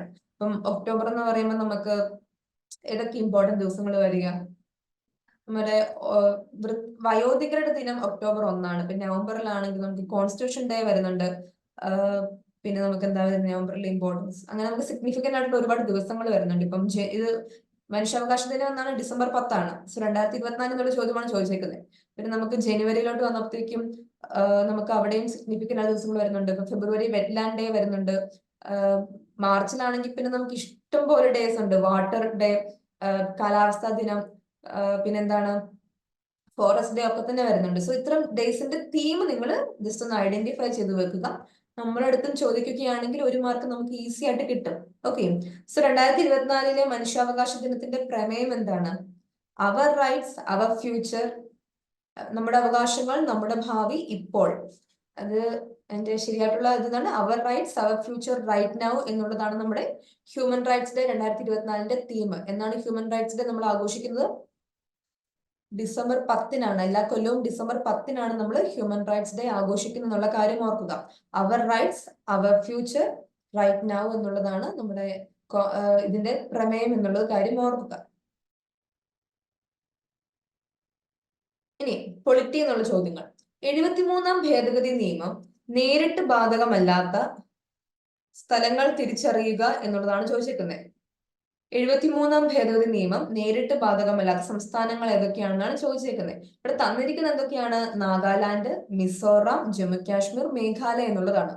ഇവിടെ ഓപ്ഷനിൽ ഇവിടെ നമ്മുടെ പ്രൊവിൻഷ്യൽ ആൻസർ കീയിൽ കൊടുത്തിരിക്കുന്നത് ഓപ്ഷൻ ഡി ആണ്. പക്ഷെ ഇതിലെ പ്രശ്നം ജമ്മു കാശ്മീരിൽ ഈ നിയമം ഉണ്ട്. നമ്മുടെ 73rd കോൺസ്റ്റിറ്റ്യൂഷണൽ അമെൻഡ്മെന്റ് ആക്ടിന്റെ ഒരു ഡോക്യുമെന്റ്, ആ ആക്ടിന്റെ ഡോക്യുമെന്റ് പ്രകാരം ഇത് ബാധകമല്ലാത്ത സംസ്ഥാനങ്ങൾ എന്ന് പറയുന്നത് നാഗാലാൻഡും മിസോറാമും മേഘാലയയുമാണ്. കാരണം ഇവിടെ പെസ ആക്ട് ആണ്, ഷെഡ്യൂൾഡ് ഏരിയാസിൽ പെടുന്ന സ്ഥലങ്ങളാണ്. സോ പെസ ആക്ട് ആണ് അവിടെ നിൽക്കുന്നത്. സോ ജമ്മു കാശ്മീരിന്റെ കാര്യം ഡൗട്ടാണ്. മിക്കവാറും ഇത് എലിമിനേറ്റ് ചെയ്യാൻ, ഡിലീറ്റ് ആയി പോകാനോ ഇല്ലെങ്കിൽ ആളുകൾ ചലഞ്ച് ചെയ്യാനോ സാധ്യതയുള്ള ഒരു ചോദ്യമാണ്. ഇത് ആക്ച്വലി ജമ്മു കാശ്മീർ ഇതിൽ പെടുന്നില്ല. നാഗാലാൻഡിലും മിസോറാമിലും മേഘാലയയിലുമാണ് ആക്ട് അനുസരിച്ച് ബാധകമല്ലാത്ത സംസ്ഥാനങ്ങൾ എന്നുള്ള കാര്യം ഓർക്കുക. ഓക്കെ. സോ അങ്ങനെയാണെങ്കിൽ ഓപ്ഷൻ ബി ആണ് ഇവിടെ ശരിയായിട്ട് ഉത്തരം വരേണ്ടത്. ഓക്കെ. ഇനി 27 ഇന്ത്യൻ ഭരണഘടന അംഗീകരിക്കപ്പെടുകയും നടപ്പിലാക്കപ്പെടുകയും ചെയ്തതെന്നാണ്. അതായത് അഡോപ്റ്റ് ചെയ്ത ദിവസം, ഇംപ്ലിമെന്റ് ചെയ്ത അല്ലെങ്കിൽ ഇഫക്റ്റ് ആയ ദിവസം. ഇതാണ് ചോദിച്ചേക്കുന്നത്. ഇന്ത്യൻ ഭരണഘടന, നമ്മുടെ ഭരണഘടനയുടെ പ്രിയാമ്പിൾ തന്നെ പറയുന്നുണ്ട് അല്ലെ, on this 26th day of November we adopt enact ourselves this constitution എന്നാണ് നമ്മുടെ പ്രിയാമ്പിളിൽ പറയുന്നത്. സോ നവംബർ 26, 1949 നമ്മുടെ ഭരണഘടനാ നിർമ്മാണ സമിതിയിലെ അംഗങ്ങൾ ഇത് അഡോപ്റ്റ് ചെയ്തത്. ഇത് എന്നാണ് നമ്മുടെ ഭരണഘടന എന്നാണ് നിലവിൽ വന്നത്? അത് നമ്മുടെ റിപ്പബ്ലിക് ഡേയുടെ അന്നാണ്. ജനുവരി 26, 1950 ഇത് നിലവിൽ വന്നത്. സോ ഓപ്ഷൻ സി ആണ് റൈറ്റ് ആൻസർ എന്നുള്ള കാര്യം ഓർക്കുക. ഓക്കെ. ഞാൻ ഒറ്റ സ്ട്രെച്ച് കുറെ കാര്യങ്ങൾ പറയുന്നുണ്ട്. എല്ലാവരും ഫോളോ ചെയ്യുന്നുണ്ടോ? എല്ലാവർക്കും ഓക്കെ ആണോ? ക്ലിയർ ആണോ? എല്ലാ കാര്യങ്ങളും ക്ലിയർ ആണോ? എന്തെങ്കിലും ഡൗട്ട് ഉണ്ടോ ഇതുവരെ? Hello Anuja, any doubt so far? പെട്ടെന്ന് കവർ, എല്ലാ ചോദ്യങ്ങളും പെട്ടെന്ന് കവർ ചെയ്യണം എന്നുള്ളൊരു ധൃതിയിലാണ് ഞാൻ പെട്ടെന്ന് പോകുന്നത്. ഓക്കെ ആണോ? ഫോളോ ചെയ്യുന്നുണ്ടോ? പ്രശ്നമുണ്ടോ? Any feedback? ഓക്കെ മുസീന, ബാക്കിയുള്ളവരും കൂടെ പെട്ടെന്ന് പറഞ്ഞേ. ഓക്കെ ഓക്കെ ഓക്കെ ഓക്കെ ശരി. ഇനി രാഷ്ട്രപതി ഭരണഘടനാ സംവിധാനത്തിന്റെ പരാജയത്തിന്റെ പേരിൽ ഒരു സംസ്ഥാനത്ത് രാഷ്ട്രപതി ഭരണം നടപ്പിലാക്കാനുള്ള വകുപ്പ് ഏതെന്നാണ് ചോദിച്ചേക്കുന്നത്. പ്രസിഡൻഷ്യൽ റൂൾ ഒരു സ്റ്റേറ്റിൽ ഇമ്പോസ് ചെയ്യാൻ ആവശ്യമായിട്ടുള്ള കോൺസ്റ്റിറ്റ്യൂഷൻ ആർട്ടിക്കിൾ ഏതാണെന്നാണ് ചോദിച്ചേക്കുന്നത്. എന്താണ്? ഓപ്ഷൻ ബി ആണല്ലേ, ആർട്ടിക്കിൾ 356 ആണ്. 352 എന്താ പറയുന്നത്? നാഷണൽ എമർജൻസി ആണ്. 360 എന്താ പറയുന്നത്? ഫിനാൻഷ്യൽ എമർജൻസി ആണ്. നമ്മൾ സ്റ്റേറ്റ് എമർജൻസി എന്ന് വിളിക്കുന്ന പ്രസിഡൻഷ്യൽ റൂള് ഒരു സംസ്ഥാനത്ത് നമ്മൾ ഇമ്പോസ് ചെയ്യുവാൻ പറയുന്ന ആർട്ടിക്കിൾ ഏതാണ്? 356. യെസ് അജിത, കംപ്ലീറ്റ് ആകും. ജൂൺ കംപ്ലീറ്റ് ഉണ്ടാവത്തില്ല, ജൂൺ ഫസ്റ്റ് വീക്കോട് കൂടി തന്നെ ഉണ്ടാവത്തുള്ളൂ. ഓക്കെ. സോ 356 ഇവിടുത്തെ ശരിയായിട്ടുള്ള ഉത്തരം. പ്രസിഡൻഷ്യൽ റൂൾ നമുക്കറിയാം, മണിപ്പൂരിൽ പ്രസിഡൻഷ്യൽ റൂൾ ഇമ്പോസ് ചെയ്തിരുന്നു. സോ ഒരു കറന്റ് അഫയർ ആയിട്ട് നിൽക്കുന്ന ഒരു കാര്യം കൂടിയാണ് അതെന്നുള്ള കാര്യം ഓർക്കുക. ഓക്കെ. 356 presidential rule. ഇനി എങ്ങനെയാണ് ഒരു സംസ്ഥാനത്ത്, എന്തിന്റെ പേരിലാണ് ഒരു സംസ്ഥാനത്ത് നമ്മൾ രാഷ്ട്രപതി ഭരണം ഇമ്പോസ് ചെയ്യാൻ ഉള്ളൊരു ഒരു കാരണം എന്താണ്? ഭരണഘടനാ സംവിധാനത്തിന്റെ പരാജയത്തിലാണ്. ഓക്കെ. ഭരണഘടനാ സംവിധാനത്തിന്റെ പരാജയത്തിന്റെ പേരിലാണ് നമ്മൾ ഈ ഒരു സംസ്ഥാനത്ത് രാഷ്ട്രപതി ഭരണം നടപ്പിലാക്കാൻ നിർദ്ദേശിക്കുന്നത്. സോ പ്രസിഡൻഷ്യൽ റൂളിന്റെ ആർട്ടിക്കിൾ ആണ് 356 എന്നുള്ള കാര്യം ഓർക്കുക. ഇനി ഇന്ത്യൻ ഭരണഘടനയിലെ മിനി കോൺസ്റ്റിറ്റ്യൂഷൻ എന്നറിയപ്പെടുന്ന ഭേദഗതി ഏതാണ്? നമുക്ക് എല്ലാവർക്കും അറിയാം അല്ലെ, PSC എത്രയോ തവണ ചോദിച്ച ക്വസ്റ്റ്യൻ ആണിത്. PSC വളരെ തവണ ചോദിച്ച ക്വസ്റ്റ്യൻ ആണ്. നമ്മുടെ 42ാം ഭേദഗതിയാണ്. അത് ഓൾമോസ്റ്റ് എല്ലാ ഭാഗങ്ങളിലും അമെന്റ്മെന്റ് വരുത്തിയ ഒരു ഭരണഘടനാ ഭേദഗതിയായിരുന്നു 42nd ഭേദഗതി. സോ അതുകൊണ്ടാണ് ഇന്ത്യൻ ഭരണഘടനയിലെ മിനി കോൺസ്റ്റിറ്റ്യൂഷൻ എന്നത് അറിയപ്പെടുന്നത്. ഓക്കെ, ഇനി അടുത്തതും വളരെ സിമ്പിൾ ആയിട്ടുള്ള ചോദ്യമാണ്. ഇത് പഠിക്കാത്ത PSC ഉദ്യോഗാർത്ഥി ഉണ്ടാവില്ല. വളരെ സിമ്പിൾ ആയിട്ടുള്ള ചോദ്യം. എന്താണ്? ഇന്ത്യൻ ഭരണഘടനയുടെ ആർട്ടിക്കിൾ 17 താഴെ പറയുന്നവയിൽ എന്തുമായി ബന്ധപ്പെട്ടിരിക്കുന്നു? തൊട്ടുകൂടായ്മ അല്ലേ? എല്ലാ അർത്ഥത്തിലുമുള്ള അൺടച്ചബിലിറ്റി നിർത്തലാക്കിക്കൊണ്ടുള്ള ഭരണഘടനയുടെ ആർട്ടിക്കിൾ ആണ് ആർട്ടിക്കിൾ 17. സോ ആർട്ടിക്കിൾ 17 എന്താണ്? അൺടച്ചബിലിറ്റിക്കെതിരായിട്ട്, തൊട്ടുകൂടായ്മയ്ക്കെതിരായിട്ട്. സോ അതും വളരെ ഒരു സിമ്പിൾ ചോദ്യമാണ് ചോദിച്ചത്. സോ പൊളിറ്റിയുടെ ക്വസ്റ്റ്യൻസ് നമ്മൾ നോക്കുവാണെങ്കിൽ കമ്പാരിറ്റീവ്ലി എല്ലാം സിമ്പിൾ ആയിരുന്നു. 5 മാർക്ക് നമുക്ക് നേടിയെടുക്കാൻ സാധിക്കുന്ന തരത്തിലുള്ള ചോദ്യങ്ങളാണ് ചോദിച്ചത് എന്നുള്ള കാര്യം ഓർക്കുക. സോ പൊളിറ്റി പഠിക്കുന്നവർ എന്ന് വെച്ച് വളരെ സിമ്പിൾ ആയിട്ട് ഇനിയുള്ള അടുത്ത എക്സാമിനെ ഫേസ് ചെയ്യാൻ വേണ്ടി പഠിക്കരുത്. നമുക്ക് എങ്ങനെയാ വരാൻ പോകുന്നത് നമുക്ക് പറയാൻ പറ്റത്തില്ല. ഓക്കെ, ഇനി നമ്മൾ എന്താ നോക്കുന്നത്? നമ്മൾ ആർട്ട്, ലിറ്ററേച്ചർ, സ്പോർട്സ്, കൾച്ചർ ആ ഒരു 10 മാർക്കിന്റെ ഏരിയയിൽ ചോദിച്ചിട്ടുള്ള ചോദ്യങ്ങളാണ് നോക്കുന്നത്. ഇതും നോക്കുമ്പോൾ കമ്പാരിറ്റീവ്ലി എളുപ്പമായിട്ടാണ് എനിക്ക് തോന്നുന്നത്. കാരണം ഇതൊക്കെ നമ്മൾ ഒരിക്കലെങ്കിലും കേട്ട് നമുക്ക് പരിചിതമായിട്ടുള്ള ചോദ്യങ്ങളാണ് ചോദിച്ചേക്കുന്നത്. എന്താണ്? മാറ്റുവൻ ചട്ടങ്ങളെ സ്വയം അല്ലെങ്കിൽ മാറ്റുമതുകളി നിങ്ങളെ താൻ. കുമാരനാശാന്റെ വളരെ ഫേമസ് ആയിട്ടുള്ള ഒരു ഈരടിയാണ് അല്ലെ. സോ ഇത് ഏത് കൃതിയിൽ നിന്നാണെന്നാണ് ചോദിച്ചേക്കുന്നത്? എന്താണ്? നമ്മുടെ ദുരവസ്ഥയിൽ നിന്നാണ്. ദുരവസ്ഥയിൽ നിന്ന് ചോദിച്ച ക്വസ്റ്റ്യൻ ആണ് മാറ്റുവിൻ ചട്ടങ്ങളെ സ്വയം അല്ലെങ്കിൽ മാറ്റുമതുകളി നിങ്ങളെ താൻ. ഇനി അടുത്ത ക്വസ്റ്റ്യൻ. ഏത് അനുഷ്ഠാന കലയുമായി ബന്ധപ്പെട്ടാണ് കടമ്മനിട്ട എന്ന സ്ഥലം പ്രശസ്തമായത്? നമുക്ക് വേറൊന്നും അറിയത്തില്ല എങ്കിൽ പോലും കടമ്മനിട്ട രാമകൃഷ്ണന്റെ ഒരു കവിതയെങ്കിലും വായിച്ചവർക്ക് അല്ലെങ്കിൽ ഒരു കവിതയെങ്കിലും പഠിച്ചവർക്ക് ഈ ഒരു ക്വസ്റ്റ്യൻ വളരെ എളുപ്പമായിരിക്കും. കടമ്മനിട്ട രാമകൃഷ്ണന്റെ പല കവിതകളിലും ഈ ഒരു കലാരൂപമാണ് പ്രമേയമായിട്ട് വരുന്നത് അല്ലെ. പടയണിയാണ് ശരിയായിട്ടുള്ള ഉത്തരം. പടയണിയാണ് ഇവിടുത്തെ ശരിയായിട്ടുള്ള ഉത്തരം. കേരള നവോത്ഥാനവുമായി ബന്ധപ്പെട്ട് സമത്വ സമാജം എന്ന സാമുദായിക സംഘടന ആരംഭിച്ച നവോത്ഥാന നായകനാരാണ് ചോദിച്ചിരിക്കുന്നത്? സമത്വ സമാജം ആരാണ്? നമ്മുടെ അയ്യാ വൈകുണ്ഠസ്വാമികളുടേതാണ് സമത്വ സമാജം ആരംഭിച്ചെന്നുള്ള കാര്യം ഓർക്കുക. ഇനി മികച്ച നടനുള്ള ദേശീയ പുരസ്കാരം ആദ്യമായി മലയാളത്തിൽ നേടുന്ന ശ്രീ PJ ആന്റണിയാണ്. സോ അദ്ദേഹത്തിന് ആ ഒരു പുരസ്കാരം ലഭിക്കുവാൻ കാരണമായ സിനിമ ഏതെന്നാണ് ചോദിച്ചിരിക്കുന്നത്? എന്താണ്? നമ്മുടെ MT വാസുദേവൻ നായരുടെ ആദ്യ സംവിധാന സംരംഭമായിട്ടുള്ള നിർമ്മാല്യത്തിലാണ് PJ ആന്റണിക്ക് ഈ ദേശീയ പുരസ്കാരം PJ ആന്റണിയെ തേടിയെത്തിയെന്നുള്ള കാര്യം ഓർക്കുക. സോ നിർമ്മാല്യത്തിലെ പെർഫോമൻസിനാണ് അദ്ദേഹത്തിന് മികച്ച നടനുള്ള ദേശീയ പുരസ്കാരം കിട്ടിയത്. അടുത്ത ക്വസ്റ്റ്യൻ നോവൽ ആൻഡ് ക്യാരക്ടറുമായി ബന്ധപ്പെട്ടതാണ്. അമ്പ കേന്ദ്ര കഥാപാത്രമായി വരുന്ന സമകാലീന മലയാള നോവൽ ഏതാണ്? സമുദ്രശിലയാണ് ശരിയായിട്ടുള്ള ഉത്തരം. ഓക്കെ, ഇന്ത്യയിലെ ആദ്യ മുസ്ലിം പള്ളിയായ ചേരമാൻ ജുമാ മസ്ജിദ് സ്ഥിതി ചെയ്യുന്ന സ്ഥലം ഏതാണെന്നാണ് ചോദിച്ചേക്കുന്നത്. ഇന്ത്യയിലെ ആദ്യത്തെ മുസ്ലിം പള്ളിയായ ചേരമാൻ ജുമാ മസ്ജിദ് എവിടാണ് സ്ഥിതി ചെയ്യുന്നത്? കൊടുങ്ങല്ലൂരിലാണ്. കൊടുങ്ങല്ലൂർ ഒരു പ്രാചീന പട്ടണം കൂടിയാണ് അല്ലെ, നമ്മുടെ മുസ്ലിംസ് എന്നൊക്കെ വിളിക്കപ്പെടുന്ന കൊടുങ്ങല്ലൂർ. സോ അവിടെയാണ് നമ്മുടെ ഫസ്റ്റ് മുസ്ലിം പള്ളിയായിട്ടുള്ള ചേരമാൻ ജുമാ മസ്ജിദ് സ്ഥിതി ചെയ്യുന്നുള്ള കാര്യം ഓർക്കുക. ഇനി ഭയകൗടില്യ ലോഭങ്ങൾ വളർക്കില്ല ഒരു നാടിനെ എന്ന മുദ്രാവാക്യം ഉയർത്തിപ്പിടിച്ച മലയാള ദിനപത്രം ഏത്? സ്വദേശാഭിമാനിയാണ്. ഭയകൗടില്യ ലോഭങ്ങൾ വളർക്കില്ല ഒരു നാടിനെ എന്ന മുദ്രാവാക്യം ഉയർത്തിപ്പിടിച്ച മലയാള പത്രം സ്വദേശാഭിമാനിയാണ്. ഒളിമ്പിക് സത്യപ്രതിജ്ഞ ആദ്യമായി നടത്തിയ വർഷം ഏതാണ്? അത് ഓപ്ഷൻ A ആണ് ഇവിടുത്തെ റൈറ്റ് ആൻസർ. ഇതിലൊന്നും കാര്യമായിട്ടുള്ള എക്സ്പ്ലനേഷന്റെ ആവശ്യമില്ല, ഫാക്ച്വൽ ആയിട്ടുള്ള കാര്യങ്ങൾ ആയതുകൊണ്ടാണ് ഞാൻ അങ്ങ് സ്പീഡിൽ പോകുന്നത്. ഓക്കെ, ഒളിമ്പിക് സത്യപ്രതിജ്ഞ ആദ്യമായി നടത്തിയ വർഷം 1920 ആണ്. ഇനി ലിബറോ എന്ന പദം ഏത് കളിയുമായി ബന്ധപ്പെട്ടിരിക്കുന്നു? ഇവിടുത്തെ ഉത്തരം എന്താണ്? അത് വോളിബോൾ ആണ്. ഓക്കെ, സോ സ്പോർട്സിൽ ആക്ച്വലി നമുക്ക് എല്ലാ കൊല്ലത്തെയും വിജയികളെ പറ്റിയോ അല്ലെങ്കിൽ എല്ലാ സ്പോർട്സിന്റെയും കാര്യങ്ങളെ പറ്റിയോ നമുക്ക് പഠിക്കാൻ സാധിക്കത്തില്ല. സോ ഇവിടെ നമുക്ക് ടീംസ് ആൻഡ് സ്പോർട്സ് എന്നുള്ളൊരു സാധനം നമുക്ക് പഠിക്കാൻ പറ്റും. അല്ലെങ്കിൽ ഓരോ രാജ്യത്തിന്റെയും ദേശീയ ഗെയിം, നാഷണൽ ഗെയിംസ് ഏതൊക്കെയാണെന്നുള്ള കാര്യം നമുക്ക് കുറച്ചെങ്കിലുമൊക്കെ നമുക്ക് പഠിക്കാൻ പറ്റും. സോ അങ്ങനെ എന്താ പറയാ, അങ്ങനെ നമുക്ക് നമ്മുടെ കയ്യിൽ നിൽക്കാൻ സാധിക്കുന്ന കുറച്ച് കാര്യങ്ങൾ നമ്മൾ പഠിച്ചു വെക്കുക. കാരണം സ്പോർട്സ് എന്ന് പറയുന്നത് വളരെ വാസ്റ്റ് ആയിട്ടുള്ള ഏരിയ ആണ്. നമുക്ക് അവിടെ നിന്ന് ഏത് ചോദ്യം വേണമെങ്കിലും നമുക്ക് എക്സ്പെക്ട് ചെയ്യാം. എത്രയോ കൊല്ലത്തിന് മുമ്പ് നടന്ന ഒരു ഒളിമ്പിക്സിനെ പറ്റിയുള്ള ചോദ്യം നമുക്ക് വേണമെങ്കിൽ എക്സ്പെക്ട് ചെയ്യാം. സോ നമ്മൾ ശ്രദ്ധിക്കേണ്ട കാര്യം, നമുക്കൊരു ഒരു ഒരു ഒരു എന്താ ഒരു ഗെയിമിനുള്ള ഒരു സജ്ജീകരണം നമ്മുടെ കയ്യിൽ ഉണ്ടാവണം. അതായത് ഇത്തരം ടീംസ്, ഇപ്പം ക്രിക്കറ്റുമായി ബന്ധപ്പെട്ട കുറച്ച് ടീംസ്, ഫുട്ബോളുമായി ബന്ധപ്പെട്ട കുറച്ച് ടീംസ്, വോളിബോളുമായി ബന്ധപ്പെട്ട കുറച്ച് ടീംസ്, അങ്ങനെ കുറച്ച്, ഇപ്പം ചെസ് വളരെ ഇമ്പോർട്ടന്റ് ആണ്. ചെസ്സുമായി ബന്ധപ്പെട്ട കുറച്ച് ടീംസ്, ഇതൊക്കെ തന്നെ ഒന്ന് ഓർത്ത് വെക്കുക. പിന്നെ നാഷണൽ ഗെയിംസ്, ഇപ്പൊ ഇന്ത്യയുടെ ഹോക്കി, ഇപ്പൊ അടുത്ത ക്വസ്റ്റൻ എന്താ, ബംഗ്ലാദേശിന്റെ ദേശീയ കളി ഏതാണ്, കബഡിയാണ്. സോ അത്തരമുള്ള ചോദ്യങ്ങൾ, അത്തരമുള്ള കുറച്ച് ഫാക്ച്വൽ ആയിട്ടുള്ള കാര്യങ്ങൾ നമ്മുടെ ഒരു കീശയിൽ ഉണ്ടായിരിക്കുന്നത് നല്ലതായിരിക്കും. ഇനി എങ്ങാനും ചോദിച്ചാൽ നമുക്കത് സ്കോർ ചെയ്യാൻ എളുപ്പമായിരിക്കും. ഓക്കെ, നീ IT കമ്പ്യൂട്ടറിന്റെ രംഗത്തു നിന്നുള്ള 3 മാർക്കിന്റെ 3 ചോദ്യങ്ങൾ നമുക്ക് നോക്കാം. താഴെ പറയുന്നവയിൽ സ്പ്രെഡ്ഷീറ്റ് അല്ലാത്തവ ഏതാണ്? സ്പ്രെഡ്ഷീറ്റ് സോഫ്റ്റ്വെയർ അല്ലാത്തവ ഏതാണെന്നാണ് ചോദിച്ചിരിക്കുന്നത്. ഇതില് ആക്ച്വലി ആൻസർ D ആണ്. മുകളിൽ പറയുന്നവ ഒന്നുമല്ല എന്നുള്ളതാണ് ആൻസർ വന്നിരിക്കുന്നത്. ഇനി ഹാർഡ് ഡിസ്ക് എന്ന സെക്കൻഡറി സ്റ്റോറേജ് ഡിവൈസ് എന്താണ് question? The secondary storage device, namely hard disk, is a hard disk എന്താണെന്നാണ് ഇവിടെ ചോദിച്ചിരിക്കുന്നത്. മാഗ്നറ്റിക് സ്റ്റോറേജ് ആണോ, ഒപ്റ്റിക്കൽ സ്റ്റോറേജ് ആണോ, ഫ്ലാഷ് മെമ്മറി ഡിവൈസ് ആണോ, അല്ലെങ്കിൽ ഇതിൽ ഒന്നുമല്ല എന്നുള്ളതാണോ ശരിയായിട്ടുള്ള ഉത്തരം എന്നാണ് ചോദിച്ചിരിക്കുന്നത്. ഇത് ആക്ച്വലി എന്താണ്? ഇതൊരു മാഗ്നറ്റിക് സ്റ്റോറേജ് ഡിവൈസ് ആണ്.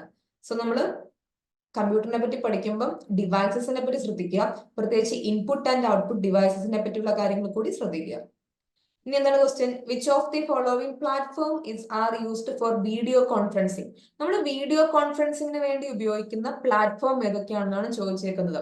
ഇതിപ്പോ ആക്ച്വലി ഒരു വീഡിയോ കോൺഫറൻസ് ആണ്. പല സ്ഥലങ്ങളിൽ നിന്നുള്ള നമ്മളെല്ലാവരും കൂടി, പല ആൾക്കാരും ഒരേ സമയം നമ്മൾ നേരിട്ട് കണ്ട് കേട്ട് നമ്മളിവിടെ മീറ്റിംഗിന് ഇരിക്കുകയാണ്. സോ സൂം എന്താണ്? സൂം ഒരു വീഡിയോ കോൺഫറൻസ് പ്ലാറ്റ്ഫോം ആണ്, ആപ്ലിക്കേഷൻ ആണ്. സോ സൂം എന്താണ്? വീഡിയോ കോൺഫറൻസിന് ഉപയോഗിക്കുന്നതാണ്. ഇനി ഗൂഗിൾ മീറ്റ്, നമ്മൾ സൂമിന് പകരം ഉപയോഗിക്കുന്ന, ബദലായിട്ട് ഉപയോഗിക്കുന്ന മറ്റൊരു പ്ലാറ്റ്ഫോം ആണല്ലേ ഗൂഗിൾ മീറ്റ്. ഇത് രണ്ടും നമ്മൾ വളരെയധികം കോമൺ ആയിട്ട് ഉപയോഗിക്കുന്നതാണ്. ഇതേപോലെ തന്നെ ഉള്ളതാണ് മൈക്രോസോഫ്റ്റ് ടീംസും. സൂമിനും ഗൂഗിൾ മീറ്റിനും ഒപ്പം നമ്മൾ ഉപയോഗിക്കുന്ന മറ്റൊരു വീഡിയോ കോൺഫറൻസ് പ്ലാറ്റ്ഫോം ആണ് മൈക്രോസോഫ്റ്റ് ടീംസ് എന്നുള്ള കാര്യം കൂടി ഓർക്കും. ഇനി ഗൂഗിൾ ക്ലൗഡ് അതാണോ? അല്ല. ഗൂഗിൾ ക്ലൗഡിന്റെ ഡ്യൂട്ടി എന്ന് പറയുന്നത് വീഡിയോ കോൺഫറൻസിങ് അല്ല. അപ്പം ഇവിടെ ശരിയായിട്ടുള്ള ഉത്തരം 1, 2, 3 അത് ഓപ്ഷൻസിൽ എവിടെയാണ് വരുന്നത്? ഓപ്ഷൻസിൽ അത് 1, 2, 3 വരുന്ന ഓപ്ഷൻ ബിയിലാണ്. സോ എന്താണ് അവിടെ? ഓപ്ഷൻ ബി ആണ് റൈറ്റ് ആൻസർ. ഇനി ഓൺലൈൻ ഹറാസ്മെന്റ് ഏത് വിഭാഗത്തിൽ പെടുന്നു? ഫിഷിംഗ് ആണോ, സ്പാമിംഗ് ആണോ, സൈബർ ബുള്ളിങ് ആണോ, ഹാക്കിംഗ് ആണോ? ഓൺലൈൻ ഹറാസ്മെന്റ് എന്ന് വെച്ചാൽ നമ്മളെ തുടരെ ശല്യം ചെയ്യുക, ഹറാസ് ചെയ്യുക. അതെന്താണ്? സൈബർ ബുള്ളിങ് ആണ്. സൈബർ ബുള്ളിങ് എന്ന് പറയുന്നത് ഇപ്പം വളരെ കോമൺ ആയിട്ട് നടക്കുന്ന ഒരു ഇഷ്യൂ ആണ്. വളരെ കോമൺ ആയിട്ട് ആളുകൾ ചെയ്യുന്ന ഒരു സൈബർ ക്രൈം ആണ് സൈബർ ബുള്ളിങ് എന്ന് പറയുന്നത്, അല്ലെ? ഇപ്പം ആളുകളെ അനാവശ്യമായിട്ട് ബുള്ളി ചെയ്യുക, ഹറാസ് ചെയ്യുക, ഓൺലൈനിൽ കൂടെ അവരെ അപമാനിതരാക്കുക. സോ അതാണ് സൈബർ ബുള്ളിങ് കൊണ്ട് ഉദ്ദേശിക്കുന്നത്. സോ ഒരു ഓൺലൈൻ ഹറാസ്മെന്റ് എന്ന് പറയുമ്പോൾ സൈബർ ബുള്ളിങ് ആണ് അവിടെ പെടുന്നത്. ഫിഷിങ്ങും സ്പാമിംഗ് എന്നൊക്കെ പറയുന്നത് മറ്റ് സ്പാമിംഗ് എന്ന് പറയുമ്പോൾ, അല്ല, ഹാക്കിംഗ് ഒക്കെ എന്ന് പറയുന്നത് മറ്റു തരത്തിലുള്ള ക്രൈംസ് ആണ്. ഹറാസ്മെന്റിന്റെ ഘട്ടത്തിൽ വരുന്നത് എന്താണ്? സൈബർ ബുള്ളിങ് എന്നുള്ള കാര്യം ഓർക്കുക. ഇനി ലാൻ, വാൻ എന്നിവയെ സംബന്ധിച്ച് ശരിയായിട്ടുള്ള സ്റ്റേറ്റ്മെന്റ്സ് ഏതെന്നാണ് ചോദിച്ചിരിക്കുന്നത്. ലാൻ എന്താണ്? LAN means local area network. വാൻ എന്താണ്? Wide area network. Local area നെറ്റ്വർക്കുമാണ്, ഒന്ന് വൈഡ് ഏരിയ നെറ്റ്വർക്കുമാണ്. എന്താണ് ഇവിടെ? വാൻ ലാനിനേക്കാൾ കൂടുതൽ പ്രദേശം ഉൾക്കൊള്ളുന്നു. ശരിയായിട്ടുള്ള പ്രസ്താവനയാണ്. കാരണം ലോക്കൽ ഏരിയ നെറ്റ്വർക്കിനേക്കാൾ കൂടുതൽ പ്രദേശം ഉൾക്കൊള്ളുന്ന ഒരു ഫെസിലിറ്റിയാണ് വൈഡ് ഏരിയ നെറ്റ്വർക്ക് എന്നുള്ളത്. സോ ഒന്നാമത്തെ സ്റ്റേറ്റ്മെന്റ് എന്താ? ശരിയാണ്. ലാനിന് വാനിനേക്കാൾ വേഗതയുണ്ട്. ഒബിയസ്ലി ഉണ്ടാകുമല്ലേ? കാരണം ഒരു കുറച്ച് ഡിവൈസുകൾ കൺട്രോൾ ചെയ്യുന്നതാണോ, കുറെ അധികം ഡിവൈസുകൾ കൺട്രോൾ ചെയ്യുന്നതാണോ വേഗതയുടെ കാര്യത്തിൽ ഏറ്റവും സ്പീഡ് കൂടുന്ന സാഹചര്യം ഉണ്ടാകുന്നത്? ഒബിയസ്ലി കുറച്ച് ഡിവൈസസ് കൺട്രോൾ ചെയ്യുന്നതാണ്. സോ ലാൻ തന്നെയാണ്, ലാനിനാണ് വാനിനേക്കാൾ വേഗത കൂടുതൽ. ഇനി വാനിന് ലാനിനേക്കാൾ വില കുറവാണ്. ഇത് ശരിയാണ്? തെറ്റാണ്. ലോക്കൽ ഏരിയ നെറ്റ്വർക്കിനേക്കാൾ കൂടുതൽ കോസ്റ്റ് വരുന്നത് എവിടാണ്? വൈഡ് ഏരിയ നെറ്റ്വർക്കിനാണ്. കാരണം വൈഡ് ഏരിയയെ കവർ ചെയ്യുന്നുണ്ട്.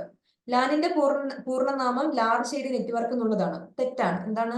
ലോക്കൽ ഏരിയ നെറ്റ്വർക്ക് ആണ് ലാർജ് കൊണ്ട് ഉദ്ദേശിക്കുന്നത്. സോ ലാൻ കൊണ്ട് ഉദ്ദേശിക്കുന്നത്. സോ ഇവിടെ ശരിയായിട്ടുള്ള പ്രസ്താവന ഏതൊക്കെയാണ്? 1, 2 ആണല്ലേ? ഇവിടെ 1ഉം 2ഉം വരുന്നത് എവിടെയാണ്? ഓപ്ഷൻ എയിലാണ്. സോ ഓപ്ഷൻ എ ആണ് ഇവിടുത്തെ റൈറ്റ് ആൻസർ എന്നുള്ള കാര്യം ഓർക്കുക. ഇനി സയൻസ് ആൻഡ് ടെക്നോളജി എന്നുള്ള ചോദ്യം. ഇന്ത്യയുടെ ദേശീയ ബഹിരാകാശ ദിനാഘോഷത്തെ സംബന്ധിച്ച് ശരിയായിട്ടുള്ള വാക്യങ്ങൾ ഏതൊക്കെയാണെന്നാണ് ചോദിച്ചിരിക്കുന്നത്. എല്ലാ വർഷവും ഓഗസ്റ്റ് 23-നാണ് ദേശീയ ബഹിരാകാശ ദിനം ആചരിക്കുന്നത്.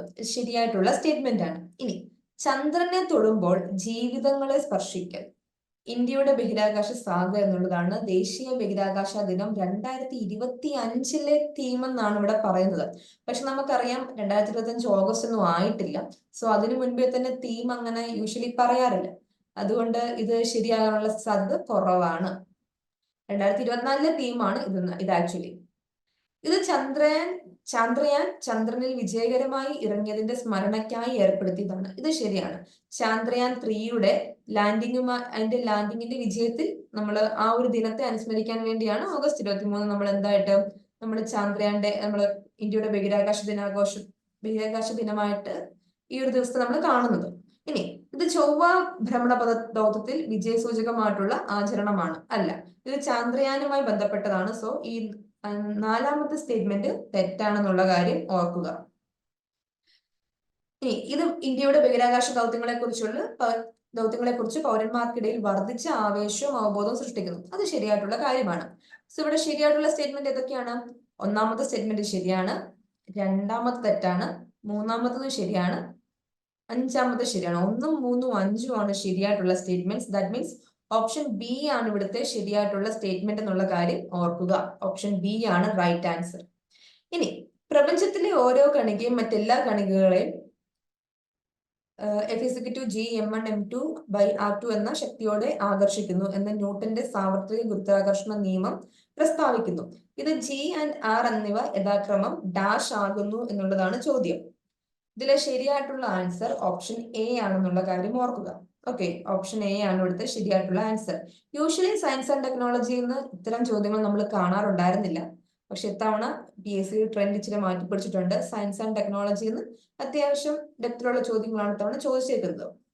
എന്താണിത്? ഗ്ലോബൽ വാർമിംഗ് പൊട്ടൻഷ്യൽ GWP സംബന്ധിച്ച് ശരിയായിട്ടുള്ള പ്രസ്താവനകൾ തിരഞ്ഞെടുക്കുക എന്നുള്ളതാണ് ഇവിടെ തന്നിരിക്കുന്ന ക്വസ്റ്റ്യൻ. കാർബൺ ഡയോക്സൈഡിനെ അപേക്ഷിച്ച് അന്തരീക്ഷത്തിൽ ഒരു ഹരിതഗ്രഹവാതകം കുടുക്കുന്ന താപത്തിന്റെ അളവിനെ സൂചിപ്പിക്കുന്നു. ഒരു വാതകത്തിന്റെ GWP എന്നത് അതിന്റെ വികിരണ കാര്യക്ഷമതയെ മാത്രം ആശ്രയിച്ചിരിക്കുന്നു. GWP കണക്കാക്കാൻ റഫറൻസ് ആയി ഉപയോഗിക്കുന്ന വാതകമാണ് മീഥേൻ. GWP പലപ്പോഴും 100 വർഷത്തെ കാലയളവിലാണ് കണക്കാക്കുന്നത്. ആൻഡ് ഒന്നിലധികം ഹരിതഗ്രഹ വാതകങ്ങളുടെ ആവാസ വ്യവസ്ഥയിലെ കൈമാറ്റങ്ങൾ സന്തുലിതമാക്കുന്നതിനും ഹരിതഗ്രഹ വാതകങ്ങളുടെ ഉദ്വമനം കുറയ്ക്കുന്നതിനുള്ള തന്ത്രങ്ങൾ വികസിപ്പിക്കുന്നതിനും GWP എന്ന ആശയം ഉപയോഗിക്കുന്നു. സോ ഇവിടെ ശരിയായിട്ടുള്ള ഉത്തരം എന്ന് പറയുന്നത് സി ആണ്. 1ഉം 4ഉം 5ഉമാണ് ഇവിടുത്തെ ശരിയായിട്ടുള്ള പ്രസ്താവന എന്നുള്ള കാര്യം ഓർക്കുക. സോ ഗ്ലോബൽ വാർമിംഗ് പൊട്ടൻഷ്യലിനെ പറ്റി ഒന്ന് ജസ്റ്റ് ഒന്ന് നോട്ട് ചെയ്ത് വെച്ചാൽ അതുമായി ശരിയായ ബന്ധപ്പെട്ട പ്രസ്താവനകൾ എന്ന് പറയുന്നത് സി ആണ് ഓപ്ഷൻ ശരിയായിട്ടുള്ളത്. 1ഉം 4ഉം 5ഉമാണ് ശരിയായിട്ടുള്ള പ്രസ്താവനകൾ. ഇനി IUPAC രസതന്ത്രത്തിലെ മികച്ച 10 സാങ്കേതിക വിദ്യകൾ 2024 പ്രഖ്യാപനത്തെ അടിസ്ഥാനമാക്കി ശരിയായ ഗ്രൂപ്പിംഗുകൾ തിരിച്ചറിയുക. Option A active absorption.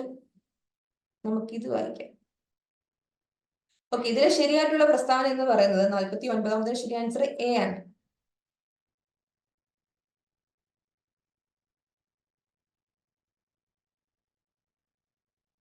Okay, ഇനി 50ാമത്തെ ചോദ്യം നമുക്ക് നോക്കാം. 2016 ആധുനിക ആവർത്തന പട്ടികയിൽ പീരിയോഡിക് ടേബിളിൽ 4 പുതിയ എലമെന്റ്സ് ചേർക്കപ്പെട്ടു. അങ്ങനെ ആവർത്തന പട്ടികയിലെ 7ാമത്തെ പീരീഡ് പൂർത്തിയായി താഴെ കൊടുത്തിരിക്കുന്ന മൂലകങ്ങളിൽ നിന്ന് പുതുതായി ചേർത്ത മൂലകങ്ങളുടെ പട്ടികയിൽ ഉൾപ്പെടാത്ത ഒറ്റ മൂലകം തിരഞ്ഞെടുക്കുക എന്നുള്ളതാണ്. ഇവിടുത്തെ ആൻസർ എന്ന് പറയുന്നത് ഓപ്ഷൻ ഡി ആണ്. ലിവർമോറിയം ആണ് ഇവിടുത്തെ ആൻസർ എന്നുള്ള കാര്യം ഓർക്കുക. ലിവർമോറിയം. ഇനിയുള്ളത് മാത്സിന്റെ ക്വസ്റ്റ്യൻസ് ആണ്. മാത്സിന്റെ നിങ്ങൾക്ക് അഖിലേഷ് സാർ സ്പെഷ്യൽ ക്ലാസ് വെക്കുന്നതായിരിക്കും ഈ ഒരു ക്വസ്റ്റ്യൻസിനെ എങ്ങനെയാണ് ഡീൽ ചെയ്യേണ്ടതെന്നുള്ള കാര്യത്തിൽ. സോ നമുക്ക് discuss the language portion now. English and Malayalam നമുക്ക് ലാംഗ്വേജിന്റെ കാര്യം നോക്കാം. സോ ഇവിടെ എന്താണ് കൊടുത്തിരിക്കുന്നത്? Dash supposed to complete these assignments by afternoon. ഇവിടെ എന്തൊക്കെയാണ് തന്നിരിക്കുന്ന options? Should I, aren't I, am I. ഇതിൽ ഏതൊക്കെയാണ് ഇവിടെ ശരിയായിട്ട് വരാൻ സാധ്യതയുള്ള പ്രസ്താവന അല്ലെങ്കിൽ ആൻസേഴ്സ് എന്നുള്ളതാണ് ഇവിടെ ചോദിച്ചേക്കുന്നത്. സോ ഇവിടുത്തെ ഓപ്ഷൻ സി, ആറന്റ് ഐയും ആം ഐയും ശരിയായിട്ടുള്ള, aren't I supposed to complete these assignments by afternoon? Am I supposed to complete these assignments by afternoon? ശരിയായിട്ടുള്ള പ്രസ്താവനകളാണ്. സോ 71ന്റെ ആൻസർ സി ആണ്, ബോത്ത് സെക്കൻഡ് ആൻഡ് തേർഡ്. ഇനി next question. Students are advised to refrain from students are advised to refrain dash bad company. റീഫ്രെയിമിനോടൊപ്പം തന്നെ പോകുന്ന ഇവിടുത്തെ ശരിയായിട്ടുള്ള ആൻസർ എന്തെന്നുള്ളതാണ് ചോദിച്ചേക്കുന്നത്. ഇവിടെ ഫ്രം ആണ്, ഞാൻ തന്നെ പറഞ്ഞപ്പോ അറിയാതെ പറഞ്ഞു ഫ്രം എന്നുള്ളത്. സോ റീഫ്രെയിമിനോടൊപ്പം നമ്മൾ ഉപയോഗിക്കുന്ന പ്രിപ്പോസിഷൻ എന്ന് പറയുന്നത് എന്താണ്? ഫ്രം ആണ്. Students are advise to refrain from bad company എന്നുള്ളതാണ് ഇവിടുത്തെ ശരിയായിട്ടുള്ള ഇവിടെ ശരിയായിട്ടുള്ള ആൻസർ എന്നുള്ള കാര്യം ഓർക്കുക. ഇനി A few workers participated in this strike. ഇവിടെ തന്നിരിക്കുന്ന ക്വസ്റ്റ്യൻ ടാഗ് ആണ് നമ്മൾ കണ്ടുപിടിക്കേണ്ടത്. ഡിഡ് ദേ ആണോ, ഡിഡന്റ് ദേ ആണോ, വിൽ ദേ ആണോ, ഈസൻ ദേ ആണോ? ഇവിടെ തന്നിരിക്കുന്ന സ്റ്റേറ്റ്മെന്റ് എന്താ, ക്വസ്റ്റ്യൻ സെന്റൻസ് എന്താണ്? ഒരു പോസിറ്റീവ് സെന്റൻസ് ആണ്. സോ ക്വസ്റ്റ്യൻ ടാഗിന്റെ ബേസിക് ഐഡിയ എന്താണ്? തന്നിരിക്കുന്ന സെന്റൻസ് പോസിറ്റീവ് ആകുമ്പോൾ ചോദിക്കുന്ന ക്വസ്റ്റ്യൻ ടാഗ് എന്താകണം? നെഗറ്റീവ് ആകണം. ഇവിടെ ഡിഡന്റേയും ഈസ് നോട്ട് ഇറ്റ് എന്നുള്ളതുമാണ് എന്ത്? നെഗറ്റീവ് ആയിട്ടുള്ള ക്വസ്റ്റ്യൻ ടാഗ്. അപ്പൊ ഇവിടെ ഫ്യൂ വർക്കേഴ്സ് എന്നുണ്ട്. സോ അതൊരു പ്ലൂറൽ ആണ്. സോ നമ്മളും പ്ലൂറലോട്ട് പോകണം. ദെൻ പാർട്ടിസിപ്പേറ്റഡ് ഉണ്ട്. സോ ഇവിടെ പാസ്റ്റ് ആണ് പറഞ്ഞിരിക്കുന്നത്. പാസ്റ്റ് പാർട്ടിസിപ്പേറ്റഡ് മീൻസ് പാസ്റ്റിൽ നടന്നൊരു പ്രവൃത്തിയെ പറ്റിയാണ് അവിടെ പറഞ്ഞിരിക്കുന്നത്. സോ ഇവിടെ കറക്റ്റ് ആയിട്ട് വരുന്ന ക്വസ്റ്റ്യൻ ടാഗ് എന്ന് പറഞ്ഞാൽ എന്താണ്? ഡിഡന്റ് ദേ ആണ്, ഡിഡ് നോട്ട് ദേ ആണ്. ഓക്കെ. ഇനി next question. Were is the bus stand serve the young മാൻ. ഇത് നമ്മൾ ഇൻഡയറക്റ്റ് സ്പീച്ചിലോട്ട് ആക്കുക എന്നുള്ളതാണ് ഇവിടെ പറഞ്ഞിരിക്കുന്ന നമ്മുടെ ഉത്തരവാദിത്വം. സോ ഇതിൽ എന്താണ് കറക്റ്റ് ആയിട്ടുള്ള സ്റ്റേറ്റ്മെന്റ്? ഓപ്ഷൻ സി ആണ് ഇവിടുത്തെ right answer. The young man wanted to, said നമ്മൾ എന്താക്കി? wanted to ആക്കി. to know where the bus stand was എന്നുള്ളതാണ് ഇവിടെ ഇൻഡയറക്റ്റ് സ്പീച്ച് ആക്കുമ്പോൾ അക്യുറേറ്റ് ആയിട്ട് വരുന്ന സെന്റൻസ് എന്നുള്ള കാര്യം ഓർക്കുക. The next question. The singer perform dash. നമ്മൾ ഈ ഒരു സെന്റൻസ് കംപ്ലീറ്റ് ചെയ്യണം. at the concert for 2 hours melodiously for 2 hours at the concert, for 2 hours melodiously at the concert, melodiously at the concert for 2 hours. ഇവിടെ ഈ മെലഡിയസ്ലി എന്ന് പറയുന്നത് എന്താണ്? ഈ പെർഫോമൻസിനെ നമ്മൾ ഡിസ്ക്രൈബ് ചെയ്യുന്ന ഒരു അഡ്ജക്റ്റീവ് ആണെന്ന്, അഡ്വർബ് ആണെന്ന് നമുക്ക് വേണമെങ്കിൽ പറയാൻ പറ്റും. സോ ദ സിംഗർ പെർഫോംഡിന് ശേഷം വരണം മെലഡിയസ് എന്ന് പറയുന്ന ആ ഒരു അഡ്വർബ് വരേണ്ടത്. So the singer perform melodiously at the concert. ഒരു കച്ചേരി വെച്ചിട്ടാണ് സിംഗർ പെർഫോം ചെയ്തത്. എത്ര മണിക്കൂർ? Four 2 hours. സോ നമ്മൾ അങ്ങനെ ലോജിക്കലി ചിന്തിക്കുമ്പോൾ 75ന്റെ ആൻസർ ഡി ആകും. ഓപ്ഷൻ ഡി ആകും 75ന്റെ ആൻസർ എന്നുള്ള കാര്യം ഓർക്കുക. കാരണം ഈ പെർഫോമിനെ ക്വാളിഫൈ ചെയ്യുന്ന വെർബ് ആയിരിക്കണം ഇനി അടുത്ത് വരുന്നത്. സോ അതാണ് നമ്മൾ മെലഡിയസ്ലി ഉപയോഗിച്ചത്. ആൻഡ് എവിടെയാണ്? At the concert for 2 hours. Okay. ഇനി I expressed my strong desire to learn dash kayaking dash canoeing to know the differences. ഇവിടെ നമ്മൾ ഏതാണ് കറക്റ്റ് ആയിട്ട് ഉപയോഗിക്കേണ്ടതാണ് ചോദിച്ചേക്കുന്നത്. ഐദർ ഓർ ആണോ, നെയ്തർ നോർ ആണോ, ബോത്ത് ആൻഡ് ആണോ, സച്ച് ദാറ്റ് ആണോ? ഇവിടെ എന്താണ്? കയാക്കിങ്ങും കനോയിങ്ങും പഠിക്കണം. So I strong, either or എന്ന് വെച്ചാൽ ഏതെങ്കിലും ഒന്ന്, അല്ലെങ്കിൽ നൈദർ ഓർ എന്ന് വെച്ചാൽ ഒന്നും അല്ല എന്നാണ് അർത്ഥം. സച്ച് ദാറ്റും വരുന്നില്ല. സോ ഇവിടെ കറക്റ്റ് ആയിട്ട് വരുന്ന മീനിങ് ഉള്ള എവിടെയാണ്? ആൻസർ സിക്കാണ്. ബോത്ത്, രണ്ടും പഠിക്കണം എന്നുള്ളതിന്റെ ഇവിടെ വരുന്ന എന്താണ്? ബോത്ത് കയാക്കിംഗ് ആൻഡ് കനോയിങ് എന്നുള്ളതാണ് ഇവിടെ കറക്റ്റ് ആയിട്ട് വരുന്ന യൂസേജ് എന്നുള്ള കാര്യം ഓർക്കുക. ഇനി there are no less than 50 packets of noodles in the carton. Correct the sentence. ഈ സെന്റൻസിനെ കറക്റ്റ് ചെയ്യുക എന്നുള്ളതാണ് പറഞ്ഞിരിക്കുന്നത്. There are no less than 50 packets of noodles in the carton എന്നുള്ളതിനെ നമ്മൾ കറക്റ്റ് ചെയ്യുമ്പോൾ ഓപ്ഷൻ ബി ആണ് ഇവിടുത്തെ right answer. There are no fewer than 5 packets of noodles in the carton എന്നുള്ളത് ഇവിടെ കറക്റ്റ് ആയിട്ട് വരും. നമ്മൾ ലിറ്റിൽ ഫ്യൂ തുടങ്ങിയതിന്റെ ഒക്കെ തന്നെ യൂസേജ് നമ്മൾ പഠിക്കാനുണ്ട് നമുക്ക് സിലബസിൽ. Okay. Next year I dash guitar for 20 years. അവിടെ നമ്മൾ കംപ്ലീറ്റ് ചെയ്യണം. Next year full and full ഫ്യൂച്ചറിലെ കാര്യമാണ് പറയുന്നത്. Next year I dash guitar for 20 years. എന്താണ്? I will have been playing അല്ലേ? I will have been playing guitar for 20 years. So ഒരു continuous ആയിട്ടുള്ള കാര്യമാണ്, ഫ്യൂച്ചർ കണ്ടിന്യൂസ് ആയിട്ടുള്ള കാര്യമാണ്. So next year I will have been playing guitar for 20 years വരും ഇവിടുത്തെ correct ആയിട്ടുള്ള ആപ്റ്റ് ആയിട്ടുള്ള യൂസേജ്. ദെൻ വീണ്ടും പാസീവ് വോയിസിലോട്ട് ആക്കുന്ന ഒരു ക്വസ്റ്റ്യൻ ആണ്. Are we not going to finish the lesson today? ഇതിൽ ഏതാണ് കറക്റ്റ് ആയിട്ട് നമ്മൾ പാസീവ് വോയിസിലോട്ട് ആക്കിയെന്നാണ് ചോദിച്ചേക്കുന്നത്. ഇവിടെ കറക്റ്റ് ആയിട്ടുള്ള ആൻസർ എന്താണ്? ഓപ്ഷൻ എ ആണ്.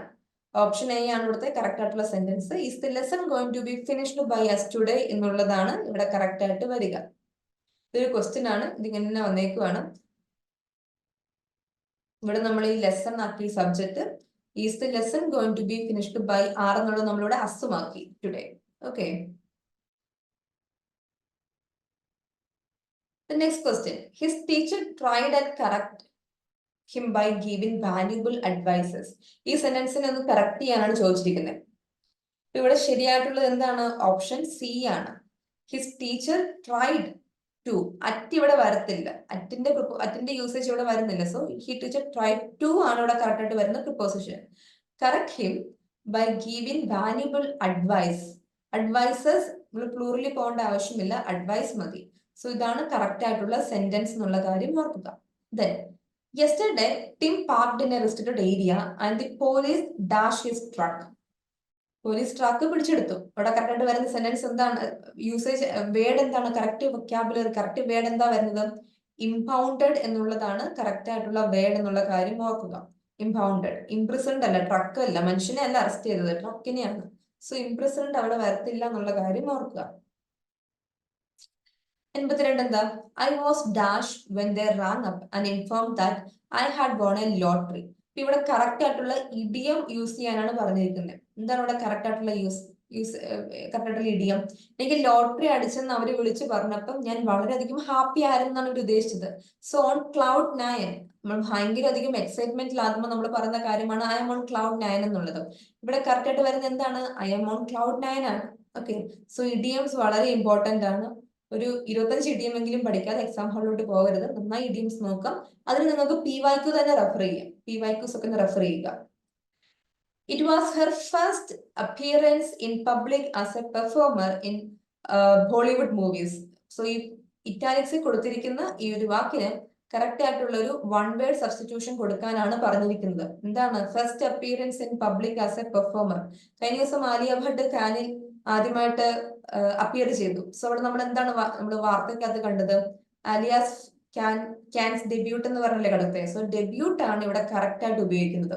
The first appearance in public as a പെർഫോമറിന്റെ വൺ വേർഡ് എന്താണ്? ഡെബ്യൂട്ട് ആണ്.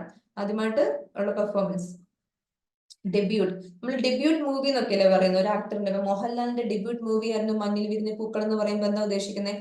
മോഹൻലാൽ ആദ്യമായിട്ട് അഭിനയിച്ച മൂവിയാണ് മഞ്ഞിൽ വിരിഞ്ഞ പൂക്കൾ. So first appearance in public as a performer എന്നുള്ളത് നമുക്ക് ഡെബ്യൂട്ട് എന്ന വാക്കുകൊണ്ട് നമുക്ക് ഉദ്ദേശിക്കാം. Okay. The company celebrated the accomplishment of all their goals. Accomplishment എന്താണ്? നമ്മൾ നേടിയെടുത്ത്, നമ്മൾ നടപ്പിലാക്കി അല്ലെങ്കിൽ ഫുൾഫിൽ ചെയ്തെന്നാണ് അവിടെ വരുന്നത്. അപ്പൊ അതിന്റെ ഒരു അന്റോണിയമാണ് ചോദിച്ചേക്കുന്നത്. ഓപ്പോസിഷൻ, വിപരീത പദമാണ് ചോദിച്ചേക്കുന്നത്. ഇവിടെ ഉള്ളതിൽ ഏതാണ്? എക്സിക്യൂഷൻ നടപ്പിലാക്കിയെന്നാണ് അർത്ഥം വരുന്നത്. ഫ്രൂഷൻ അല്ല, ഡിബാക്കിൾ അല്ല. ഇവിടെ കറക്റ്റ് വരുന്നത് എന്താണ്? ഫെയിലിയർ ആണ്. സോ ഓപ്ഷൻ എ ആണ് ഇവിടെ കറക്റ്റ് ആയിട്ടുള്ള ആൻസർ എന്നുള്ള കാര്യം ഓർക്കുക. The weather is suitable for sowing seeds.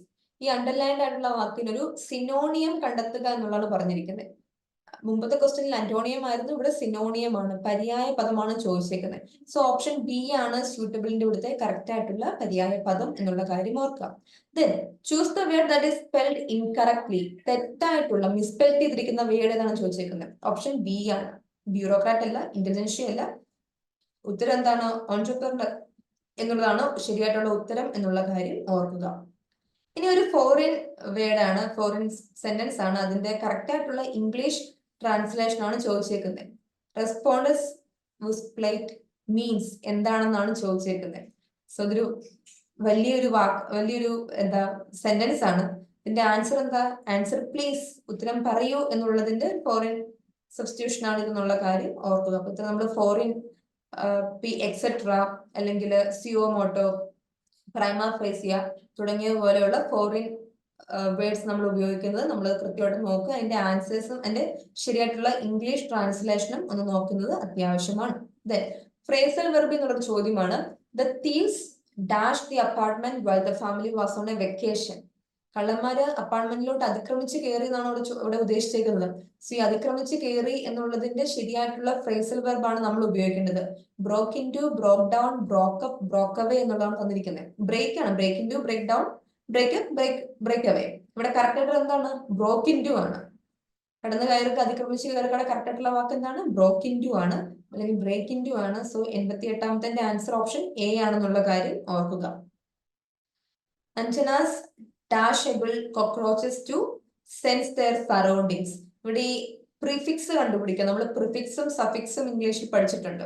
So ഇതിൽ കറക്റ്റ് ആയിട്ടുള്ള പ്രിഫിക്സ് കണ്ടുപിടിക്കുക. അതായത് ഒരു വാക്കിന് മുന്നിൽ ഉപയോഗിക്കുന്നതിനാണ് നമ്മൾ പ്രിഫിക്സ് എന്ന് പറയുന്നത്. അതിന് ശേഷം വരുന്നതാണ് നമ്മൾ സഫിക്സ് എന്ന് പറയുന്നത്. ഇപ്പം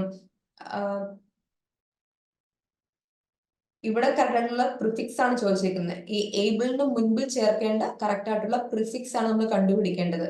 ഇവിടെ നമ്മൾ അർത്ഥം നോക്കുമ്പോൾ എന്താണ്? ഡിസേബിൾ വരത്തില്ല, അൺഎബിൾ വരത്തില്ല, ഇന്നേബിൾ നമ്മൾ അങ്ങനെ ഒരു വാക്ക് കേട്ടിട്ട് പോലും ഇല്ല.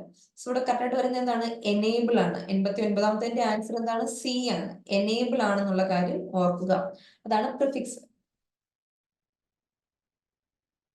ഇനി ഫിനോമിനൻ എന്ന വാക്കിന്റെ പ്ലൂറൽ ആയിട്ടുള്ള വാക്കാണ് ചോദിച്ചിരിക്കുന്നത്. Phenomenon of glowing sea water signifies changes in to the marine environment. So ഈ ഫിനോമിനൻ എന്ന വാക്കിന്റെ പ്ലൂറൽ ഫോം ഏതാണെന്നാണ് ചോദിച്ചിരിക്കുന്നത്. ഏതാണ് ഫിനോമിനൻ എന്ന വാക്കിന്റെ പ്ലൂറൽ ഫോം? ഓപ്ഷൻ ബി ആണ്, ഫിനോമിനയാണ്. ഓക്കെ, ക്രൈറ്റീരിയ ആകുന്ന പോലെ ഫിനോമിനാണ്, ഫിനോമിന എന്നുള്ള കാര്യം ഓർക്കുക. ഇനി മലയാളത്തിലെ 10 ചോദ്യങ്ങൾ നമുക്ക് നോക്കാം. നമുക്ക് പെട്ടെന്ന് നോക്കാം. താഴെ പറയുന്നവയിൽ സ്റ്റാൻഡേർഡ് ലാംഗ്വേജ് എന്നതിന്റെ മലയാള പരിഭാഷ ഏതാണ്? സ്റ്റാൻഡേർഡ് ലാംഗ്വേജ് മാതൃഭാഷയാണോ? അല്ല. മാതൃഭാഷ എന്താ? മദർ ടങ് ആണ്. ദേശീയ ഭാഷയാണോ? അല്ല. കൃത്രിമ ഭാഷയാണോ? ഒരിക്കലും അല്ല. ഇവിടെ കറക്റ്റ് വരുന്നത് എന്താണ്? മാനക ഭാഷയാണ്. നിങ്ങൾക്ക് ഈ മാനക ഭാഷ എന്നുള്ള വാക്ക് അറിയത്തില്ല എങ്കിൽ പോലും മറ്റ് ഓപ്ഷൻസ് നിങ്ങൾക്ക് എലിമിനേറ്റ് ചെയ്താൽ നിങ്ങൾക്ക് ഡയറക്ട്ലി ഇതിലോട്ട് എത്താൻ സാധിക്കും. സോ സ്റ്റാൻഡേർഡ് ലാംഗ്വേജ് എന്ന് പറഞ്ഞാൽ എന്താണ്? മാനക ഭാഷ, മാതൃഭാഷയല്ല, മാനക ഭാഷ. ഇനി പ്രേക്ഷകൻ എന്ന പദത്തിന്റെ സ്ത്രീലിംഗ രൂപം എന്നുള്ളതാണ് തിരഞ്ഞെടുക്കുക എന്നുള്ളതാണ് ചോദ്യം. പ്രേക്ഷിത, പ്രേക്ഷിക, പ്രേക്ഷക, പ്രേക്ഷികി. നമ്മൾ പ്രേക്ഷകൻ എന്ന വാക്കിന്റെ സ്ത്രീലിംഗം എന്താണ്? പ്രേക്ഷകയാണെന്നുള്ള കാര്യം ഓർക്കുക. താക്കോൽ എന്ന പദം പിരിച്ചെഴുതുമ്പോൾ എങ്ങനെ വരും? താ പ്ലസ് കോൽ, താഴെ പ്ലസ് കോൽ, താക് പ്ലസ് കോൽ, താ പ്ലസ് കോൽ. ഇതിലേതാണ്? താഴെ പ്ലസ് കോൽ ആണ് അല്ലേ? താഴിലാണല്ലോ നമ്മൾ താക്കോൽ ഇടുന്നത്. സോ ആ ഒരു ലോജിക്ക് ചിന്തിക്കുക. താഴെ പ്ലസ് കോൽ ആണ് നമ്മുടെ താക്കോൽ എന്നുള്ളതിന്റെ പിരിച്ചെഴുതുമ്പോൾ ഉണ്ടാകുന്ന പദം എന്നുള്ള കാര്യം ഓർക്കുക. താഴെ കൊടുത്തിരിക്കുന്നതിൽ ശരിയായ പദരൂപം. വളരെ സിമ്പിൾ ആയ ക്വസ്റ്റ്യൻ ആണ്. വിദ്യാർത്ഥിയാണ് അല്ലെ? നമ്മള് സ്പെല്ലിംഗ് നോക്കുമ്പോൾ വിദ്യാർത്ഥി, അക്ഷര തെറ്റില്ലാത്ത വാക്ക് ഏതാണ്? വിദ്യാർത്ഥി എന്നുള്ളതാണ്. ഇനി ശരിയായ വാക്യം തിരഞ്ഞെടുക്കുക. അന്യരുടെ കുറ്റം പരസ്യമായി വെട്ടിത്തുറന്ന് പറയുന്നത് നല്ല നയമല്ലെന്നുള്ള കാര്യം എപ്പോഴും ഓർക്കണം. പരസ്യമായി വെട്ടിത്തുറന്ന്, ഇത് രണ്ടും സിമിലർ മീനിങ് ആണ് ഏകദേശം. സോ അതുകൊണ്ട് തന്നെ നമുക്ക് ഈ രണ്ട് വാക്കും ഒരുമിച്ച് പോകേണ്ട. അതുകൊണ്ട് നമുക്ക് ഈ ഒരു സെന്റൻസ് കട്ട് ചെയ്യാം, എലിമിനേറ്റ് ചെയ്യാം. ഇനി അന്യരുടെ കുറ്റം പരസ്യമായി തുറന്നു പറയുന്നത് നല്ല നയമല്ലെന്നുള്ള കാര്യം എപ്പോഴും ഓർക്കണം. പരസ്യമായും തുറന്നു പറഞ്ഞ്, ഇത് രണ്ടും എന്താണ്? ഇതിനും സിമിലർ മീനിങ് ആണ്. സോ അതുകൊണ്ട് തന്നെ നമുക്ക് ഈ സെന്റൻസും എലിമിനേറ്റ് ചെയ്യാം. അന്യരുടെ കുറ്റം വെട്ടി തുറന്ന് പരസ്യമായി പറയുന്നത് നല്ല നയമല്ലെന്നുള്ള കാര്യം എപ്പോഴും ഓർക്കണം. ഇത് നേരെ തിരിച്ചു വന്നതാണ് ഇവിടെ വന്നിരിക്കുന്നത്. സോ ഇതെന്താണ്? തെറ്റാണ്. സെയിം മീനിങ് തന്നെ വീണ്ടും വീണ്ടും പറയണം. ഇപ്പം വീണ്ടും ആവർത്തിക്കുക എന്ന് പറയുന്നത് തെറ്റായിട്ടുള്ള വാക്കാണ്. സ്വയം ആത്മഹത്യ ചെയ്യുക എന്ന് പറയുന്നത് തെറ്റായിട്ടുള്ള വാക്കാണ്. ആത്മഹത്യ മീൻസ് സ്വയം ചെയ്യുക എന്നുള്ള കാര്യമാണ്. സോ അത് ആത്മഹത്യ എന്ന് മാത്രം പറഞ്ഞാൽ മതി. വീണ്ടും ആവർത്തിക്കുക എന്ന് പറയണ്ട. വീണ്ടും പറയുക അല്ലെങ്കിൽ ആവർത്തിക്കുക എന്ന് മാത്രം പറഞ്ഞാൽ മതി. അതുപോലെ തന്നെയാണ് ഈ പരസ്യമായി വെട്ടി തുറന്ന് പറയുന്നത്. പരസ്യമായി എന്നുള്ളതിന്റെയും വെട്ടി തുറന്നെന്നുള്ളതിന്റെയും മീനിങ് ഒന്നാണ്. അപ്പൊ ഏതെങ്കിലും ഒന്ന് ഉപയോഗിച്ചാൽ മതി. ഓപ്ഷൻ ഡി നോക്കാം. അന്യരുടെ കുറ്റം പരസ്യമായി പറയുന്നത് നല്ല നയമല്ലെന്ന കാര്യം എപ്പോഴും ഓർക്കണം. സോ ഇതാണ് ശരിയായിട്ടുള്ള സെന്റൻസ് എന്നുള്ള കാര്യം ഓർക്കുക. മലയാളം കമ്പാരിറ്റീവ്ലി വളരെ എളുപ്പമായിരുന്നു. ഓക്കെ, മലയാള ചോദ്യങ്ങൾ അത്യാവശ്യം എളുപ്പമുള്ള കാര്യങ്ങളായിരുന്നു ഇവിടം വരെ. ഇനി നമുക്ക് 96 നോക്കാം. താഴെ കൊടുത്തവയിൽ ബഹുജന രൂപം അല്ലാത്തത്, പ്ലൂറൽ അല്ലാത്തതാണ് ചോദിച്ചേക്കുന്നത്. മാരാർ, അവർ, ധീരർ, ചിലർ. ഇതിൽ അവർ നമുക്ക് എന്തായാലും അറിയാം പ്ലൂറൽ ആണ്. ചിലരും നമുക്കറിയാം ഒന്നിൽ കൂടുതൽ ആൾക്കാരെയാണ് പറയുന്നത്. സോ അതും ബഹുവചന രൂപമാണ്. ധീരരും അതെ, ധീരെന്ന് പറഞ്ഞാൽ മതി. ധീരർ പറയുമ്പോൾ എന്താണ്? പ്ലൂറൽ ആണ്. ഇവിടെ എന്താണ്? മാരാറാണ് ബഹുജന രൂപം ബഹുവചന രൂപം അല്ലാത്ത എന്നുള്ള കാര്യം ഓർക്കുക. ഇനി പാർവതീജാനി എന്ന പദം ഘടക പദങ്ങളായി വേർതിരിക്കുന്നത് എങ്ങനെ? പാർവതി ജായി ആയിട്ടുള്ളവൻ എന്നുള്ളതാണ് കറക്റ്റ് ആയിട്ടുള്ള ഉത്തരം. സർപ്പന്യായം എന്ന ശൈലിയുടെ അർത്ഥം തിരഞ്ഞെടുക്കുക. സർപ്പന്യായം ഇതെന്താണ്? അന്യരുടെ അധ്വാനത്തിന്റെ ഫലം തട്ടിയെടുത്ത് ജീവിക്കുക എന്നുള്ളതാണ് സർപ്പന്യായം എന്ന പദത്തിന്റെ അർത്ഥമായിട്ട് ഇവിടെ കൊടുത്തിരിക്കുന്നത്. അന്യരുടെ അധ്വാനത്തിന്റെ ഫലം തട്ടിയെടുത്ത് ജീവിക്കുക. പ്ര പ്ലസ് മാനം എന്നീ ശബ്ദങ്ങൾ ചേർത്ത് എഴുതിയാൽ കിട്ടുന്ന രൂപം ഏത്? എന്താണ്? പ്രമാണമാണ്. ഇവിടെ ഓപ്ഷൻ ഡി ആണ് ശരിയായിട്ടുള്ള ഉത്തരം. 100ാമത്തെ ചോദ്യം എന്താണ്? തുടക്കം മുതൽ ഒടുക്കം വരെ തുടക്കം തന്നെ ഒടുക്കവുമായി തീരുന്ന അവസ്ഥയെക്കുറിച്ച് പറയുന്ന പഴഞ്ചൊല്ല് ഏത്? ഓപ്ഷൻ സി ആണ് നൽകിയിരിക്കുന്ന ഉത്തരം. കഞ്ഞിപറിക്കലും കടലാട്ടവും ഒരുമിച്ച്. ഓക്കെ, കഞ്ഞിപറിക്കലും കടലാട്ടവും ഒരുമിച്ച് എന്നുള്ളതിന്റെ മീനിങ് ആണ് തുടക്കം തന്നെ ഒടുക്കവുമായി തീരുന്ന അവസ്ഥ. ഓക്കെ, സോ ഡിഗ്രി പ്രിലിംസിന് ചോദിച്ചിട്ടുള്ള കുറച്ചധികം ചോദ്യങ്ങൾ നമ്മൾ ഇന്ന് കണ്ടു. നമ്മൾ ഈ ചോദ്യങ്ങൾ കാണുന്നത് എന്തിനാണ്? മെയിൻലി നമ്മുടെ സെക്കൻഡ് ഘട്ട പ്രിലിംസ് എഴുതുന്ന ആളുകൾ നിങ്ങളെ ഉദ്ദേശിച്ചിട്ടുള്ളതാണ് ഈ ഡീറ്റെയിൽഡ് എക്സ്പ്ലനേഷൻ എന്ന് പറയുന്നത്. കാരണം എന്താണ്? കാരണം നമ്മൾ അടുത്ത എക്സാമിന് എഴുതുമ്പോൾ പ്രിപ്പയർ ചെയ്യുമ്പോൾ ഇവിടെ തന്നിരിക്കുന്ന ചോദ്യങ്ങൾ ഇത് നേരെ അങ്ങോട്ട് ചോദിക്കുമെന്നല്ല ഞാൻ ഈ പറയുന്നത്. പക്ഷെ ഈ ഒരു ഏരിയാസ് നിങ്ങളൊന്ന് നോക്കി വെക്കുക. ഈ ഏരിയാസിൽ നിന്ന് ചോദ്യങ്ങൾ ചോദിക്കാനുള്ള ചാൻസ് ഉണ്ട്. സോ ആ ഒരു സെൻസിൽ വേണം നിങ്ങൾ ഈ പഴയ PYQs നിങ്ങൾ ഈ തവണത്തെ ഡിഗ്രി പ്രിലിംസിന്റെ ഫസ്റ്റ് ഫേസിന്റെ ചോദ്യങ്ങൾ കാണുവാൻ. ഓക്കെ, അങ്ങനെയാണെങ്കിൽ നമുക്ക് ഇപ്പത്തേക്ക് പിരിയാം. എന്തെങ്കിലും ഡൗട്ട്സ് ഉണ്ടെങ്കിൽ നിങ്ങൾ എന്ത് ചെയ്യുക? കൃത്യമായിട്ട് തന്നെ ചോദിക്കാൻ മടിക്കരുത്. ഓക്കെ, സോ ക്വസ്റ്റ്യൻ പേപ്പേഴ്സ് ഒക്കെ കൃത്യമായിട്ട് റെഫർ ചെയ്യുക. നല്ല രീതിയിൽ നിങ്ങളുടെ പഠനം മുന്നോട്ട് പോകുക. നമുക്ക് കൃത്യം 1 മാസം നമ്മുടെ കയ്യിലുണ്ട്. ആ 1 മാസം ഏറ്റവും ഇഫക്റ്റീവ് ആയിട്ട് തന്നെ യൂസ് ചെയ്യുക. Okay, so thank you so much. Let's meet in the next session. Thank U.